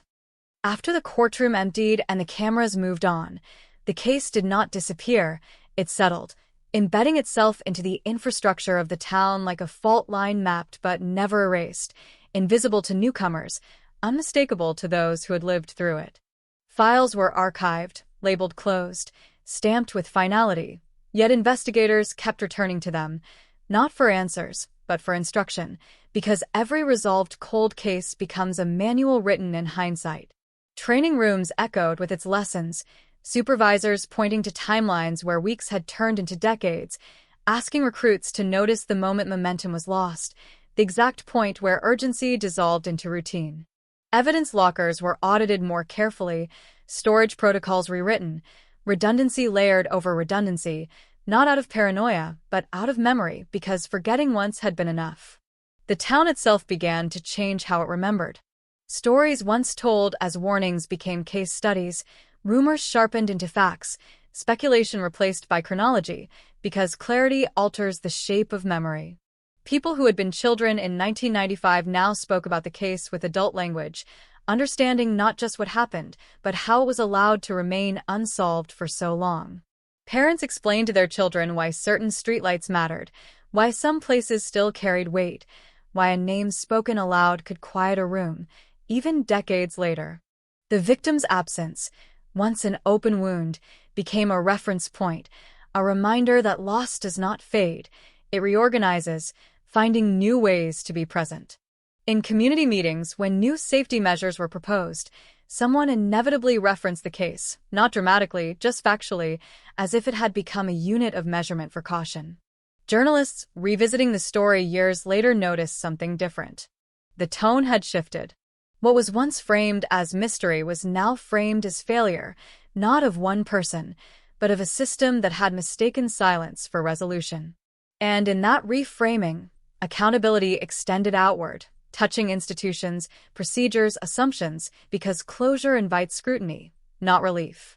Other families came forward, not to accuse, to ask. They brought folders, timelines, names that hadn't made headlines, hoping the momentum from this case might warm theirs, because cold cases rarely exist alone, they cluster. Investigators listen more closely now, less dismissive of anomalies, more willing to reopen what had been deemed improbable because improbability had just rewritten history. The convicted man's name faded from conversation faster than expected, reduced to a line in public records, a cautionary mention rather than a fixation, because attention, once justice is served, moves on. The victim's name did not. It remained, attached to reforms, to training slides, to quiet acknowledgments in speeches about vigilance and responsibility.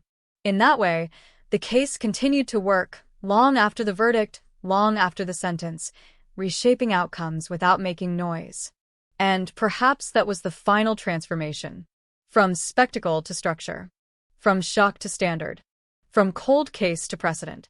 Because the true legacy of unresolved crimes is not how they end. It is how they change what comes next. And somewhere in another town, in another forgotten storage space, a box waits. Not for discovery. For attention. Momentum has a strange afterlife. Once unleashed, it doesn't stop cleanly.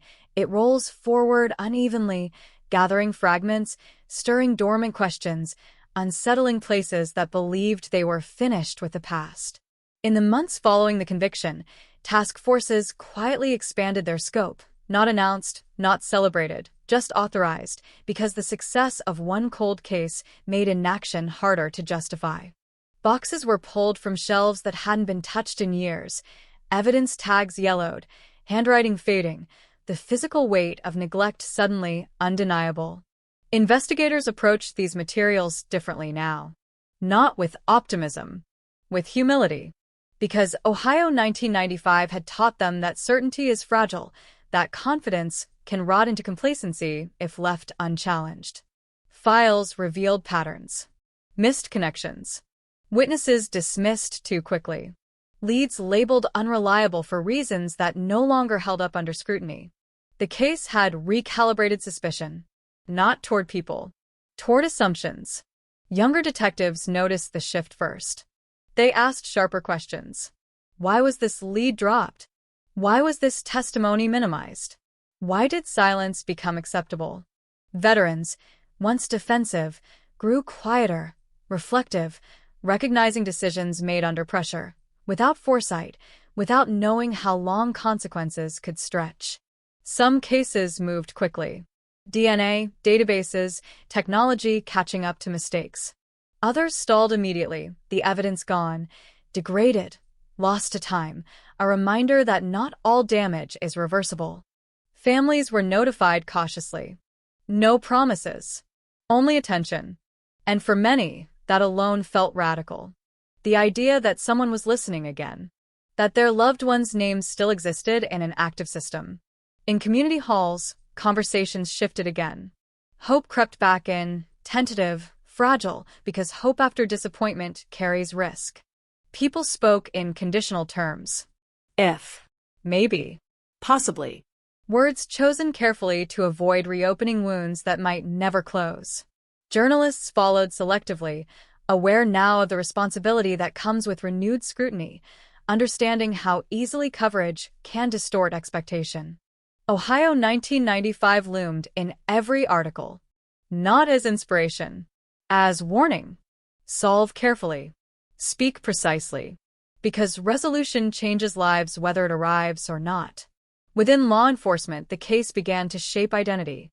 Units compared themselves to it, measured their thoroughness against its failures, used it as shorthand for what happens when urgency is allowed to fade. Even policymakers cited it indirectly, referencing recent precedent when pushing for funding, storage upgrades, oversight reforms. The name didn't need repeating. Everyone knew. And still, despite all this motion, something resisted resolution. A discomfort that lingered. Because for every box reopened, another remained sealed. For every family contacted, another waited in silence. The lesson was clear, but incomplete. You can correct the past. You cannot catch all of it.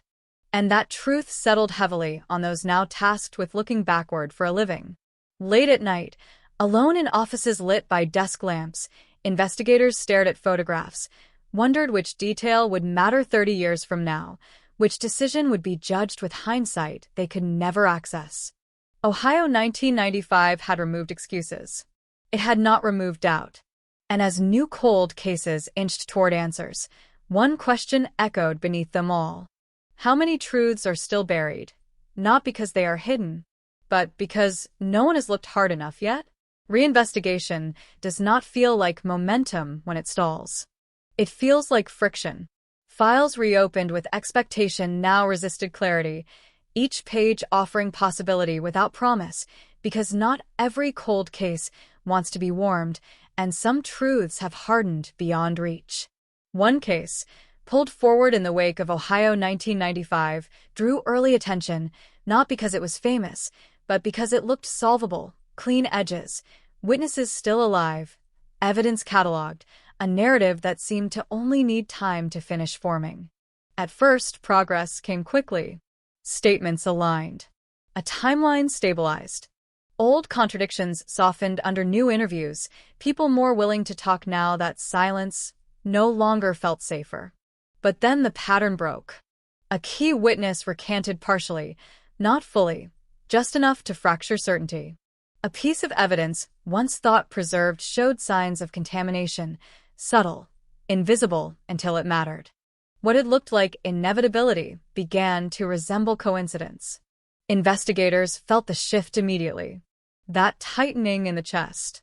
That moment when confidence pulls back and caution steps forward.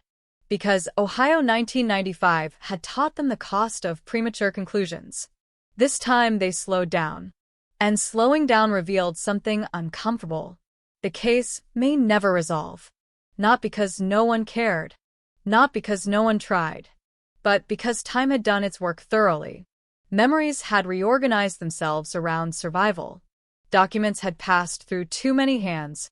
Details that once existed clearly had been overwritten by retelling, by years of imagining what might have happened instead of remembering what did. Families were informed again. Carefully.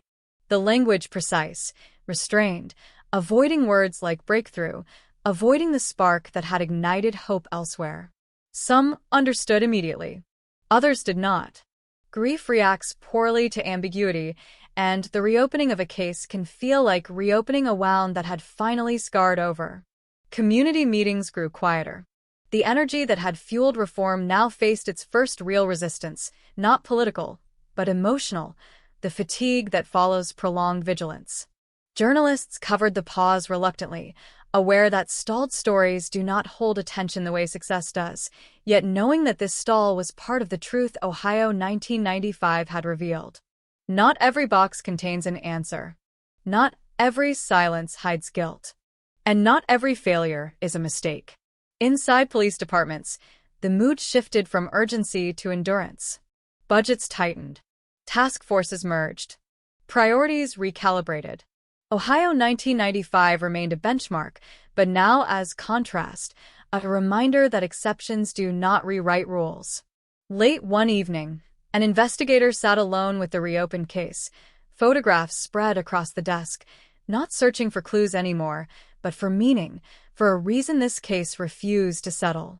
And that's when the thought surfaced, unwelcome but honest. What if this is as far as it goes? What if justice, in this instance, means knowing the limits rather than overcoming them? The idea lingered. Heavy. Because admitting that some cases cannot be solved feels like surrender, even when it is truth. Ohio 1995 had created belief. This case tested it. And between those two forces, optimism and restraint, the future of cold case work recalibrated itself again. Not louder, not faster, but more careful, more exacting, more aware of the cost of hope. As files were closed once more, this time with annotations, explanations, accountability, the system learned another lesson. Resolution is not the only form of integrity. Sometimes the most honest conclusion is to stop pretending there is one. And in that realization, quieter than any verdict, colder than any headline, the shadow of unresolved truth stretched forward again. Unfinished. Persistent. Waiting. Attention has a limit. Not a moral one. A practical one. And once the initial surge of reform exhausted itself, once the obvious cases were reopened and either resolved or respectfully abandoned, what remained were the uncomfortable margins, the cases that resisted both closure and explanation. It was there, in those margins, that Ohio 1995 began to reappear. Not as evidence. As comparison. Investigators noticed it in the smallest ways. A report rewritten too cleanly. A witness summary that flattened emotion into convenience. A timeline that flowed too neatly, smoothing over moments that should have raised questions. These were not mistakes in isolation. They were habits. The same habits that had allowed a box to sit in forgotten storage for decades. A young analyst flagged one such inconsistency during a routine audit, a discrepancy so minor it would have once been ignored, but now, post-Ohio 1995, nothing felt minor anymore. The detail didn't point to guilt. It pointed to omission. Something that should have been followed but wasn't. A decision made quietly, justified at the time, never revisited. The analyst escalated it cautiously. Not as accusation. As concern. The response was immediate, polite, procedural, and evasive. Supervisors acknowledged the note, thanked the diligence, explained the context, assured that standards had been met, that nothing indicated misconduct. The file was closed again. But the moment lingered. Because this time, someone had noticed the reflex. The instinct to smooth. To simplify. To protect the narrative from complications that slow progress. Ohio 1995 had exposed a failure of evidence handling.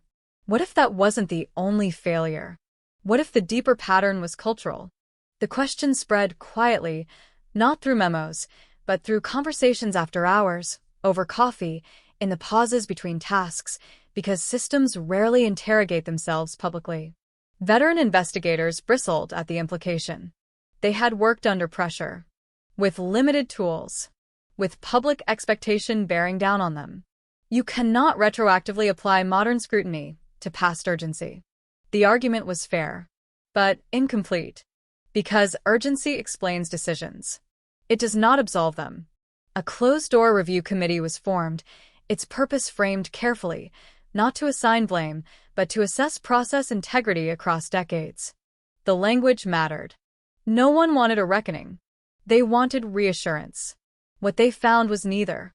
The review revealed patterns that didn't fit neatly into categories of error or intent.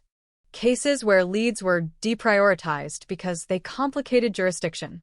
Interviews shortened because the witness was considered unreliable without sufficient basis. Evidence logged correctly, but contextual notes missing, stripping future investigators of nuance.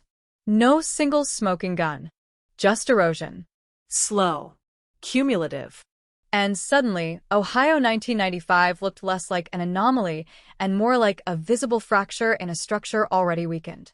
The implication unsettled everyone, because it suggested that some cold cases weren't cold due to lack of evidence. They were cold because of discomfort, Because following certain paths would have required confronting inconvenient possibilities. About people, about institutions, about decisions that felt justified in the moment. Families, sensing the shift, began asking different questions. Not who did it, but why it took so long. Why some avenues were never explored. Why silence was allowed to persist. These questions were harder to answer. They didn't end with arrests. They ended with accountability. And accountability resists tidy conclusions.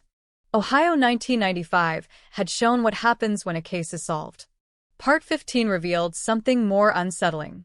What happens when solving one case forces you to look at all the ones you didn't. And in that growing awareness, a new tension emerged. Because justice is not just about finding truth. It's about admitting when truth was avoided. And that admission, heavier than any verdict, began to reshape the meaning of closure itself. Once doubt escapes the margins, it doesn't retreat easily. It moves. From whispers to records. From side conversations to meeting agendas. From private unease to institutional pressure. The internal review that began as a reassurance exercise now demanded expansion, its scope widening not because of scandal, but because too many inconsistencies pointed in the same direction. Supervisors faced a decision they had avoided for years. Contain the findings. Or confront them. Ohio 1995 loomed over that choice like a precedent no one could ignore, a reminder of what happens when discomfort is deferred long enough to fossilize. They chose exposure. Careful, controlled, but real. Select files were opened for external audit, redactions minimal, explanations footnoted, because credibility, once shaken, cannot be restored through opacity. The reaction was immediate. Former investigators pushed back, some defensive, others genuinely hurt, interpreting the review as a retroactive indictment of work done under impossible conditions. You had to be there. You didn't have the context. You don't understand the pressure. All of it true, and still insufficient. Because the review was not asking why mistakes were made. It was asking why they were repeated. Journalists caught wind of the process, not through leaks, but through patterns, sudden policy shifts, budget reallocations, quiet resignations framed as retirements. Headlines stopped using the word cold case as shorthand for mystery. They started using it as shorthand for delay. Public forums grew tense. Community members demanded transparency, not about individual guilt, but about institutional memory, how many times the system had learned the same lesson without keeping it. Officials responded cautiously, promising reform, emphasizing complexity, urging patience, because admitting structural failure is harder than admitting individual error. Behind closed doors, one document surfaced that forced the conversation forward. An internal memo, dated late 1995. Drafted. Never finalized. It outlined concerns about evidence storage, chain of custody vulnerabilities, and the risk of long-term degradation. It recommended immediate procedural changes. It had been acknowledged, and then archived. Not ignored. Deferred. The discovery hit harder than any accusation. Because it meant the failure wasn't invisible. It was documented, known, and postponed.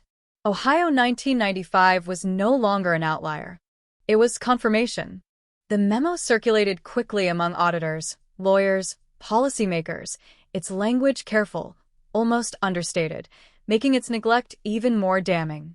Public release followed. Not explosive. Devastating in its calm. No wrongdoing alleged. No names named. Just a timeline of awareness and inaction. Trust eroded quietly. People didn't protest. They withdrew. Confidence slipped not in anger, but in disappointment, because betrayal feels different when it comes from omission rather than malice.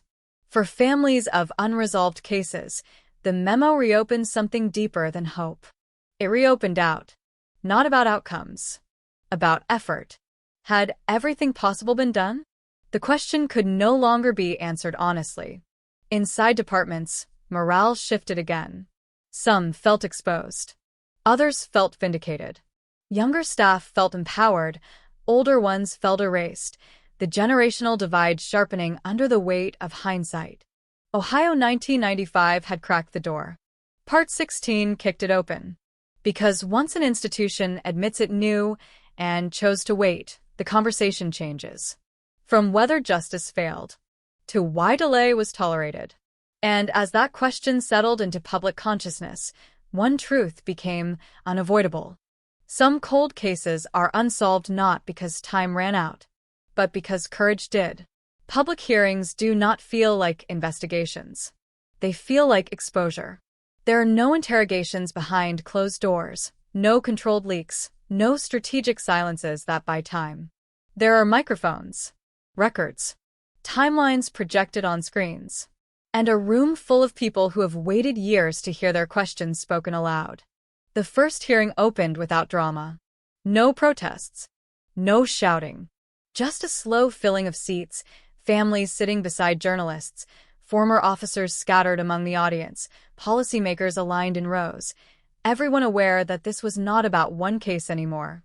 Ohio 1995 appeared early, not as the subject, as the reference, a timestamp against which every decision was measured. Witnesses spoke carefully.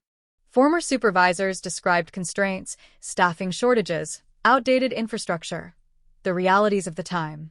Their explanations were detailed, reasonable, familiar. And then the memo was introduced.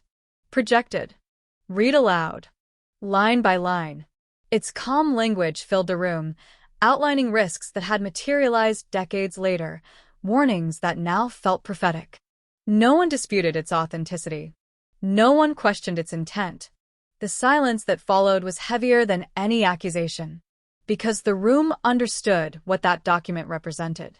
A moment where the future could have been altered, and wasn't.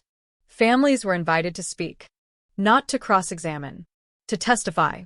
Some read prepared statements. Others abandoned them halfway through, voices breaking, recounting birthdays missed, rooms left untouched, lives paused indefinitely by uncertainty. They did not ask for punishment. They asked for honesty. Did you know? Did you consider it? Did you choose not to act? Those questions echoed. Panel members shifted uncomfortably. Some answered directly. Others spoke around them. The difference was noticed. Media coverage intensified, not sensational, but sustained, the kind that doesn't spike and vanish, but settles in, refusing to be ignored. Headlines changed again. No longer about cold cases being solved. About why so many weren't. Political pressure followed predictably. Funding proposals surfaced. Oversight committees expanded. Statements were issued emphasizing commitment to reform, transparency, lessons learned. But the hearings had already done their work. They had reframed the story. Ohio 1995 was no longer the ending of a mystery. It was the beginning of accountability. Behind the scenes, careers shifted. Some officials resigned quietly. Others were reassigned. A few chose to speak publicly, not defensively, but reflectively, acknowledging decisions they would not make again. These moments mattered, not because they erased harm, but because they interrupted the cycle of silence. Inside departments, protocols changed with urgency that felt almost frantic. Audits accelerated, independent monitors installed, because now delay carried visible cost. Yet for all the movement, one truth remained unresolved. No hearing could give back time. No reform could restore what had been lost to waiting. As the final session adjourned, the room emptied slowly. People lingered, talking softly, processing. Because exposure doesn't end when the lights turn off. It follows you home. Ohio 1995 had once been a cold case. Then a solved one. Now it had become something else entirely. A mirror, held up not just to a system, but to a culture that had learned to live with unanswered questions. And as that mirror remained, suspended in public view, one realization settled with quiet force. Justice is not a moment. It is a posture. And for the first time in decades, that posture was changing.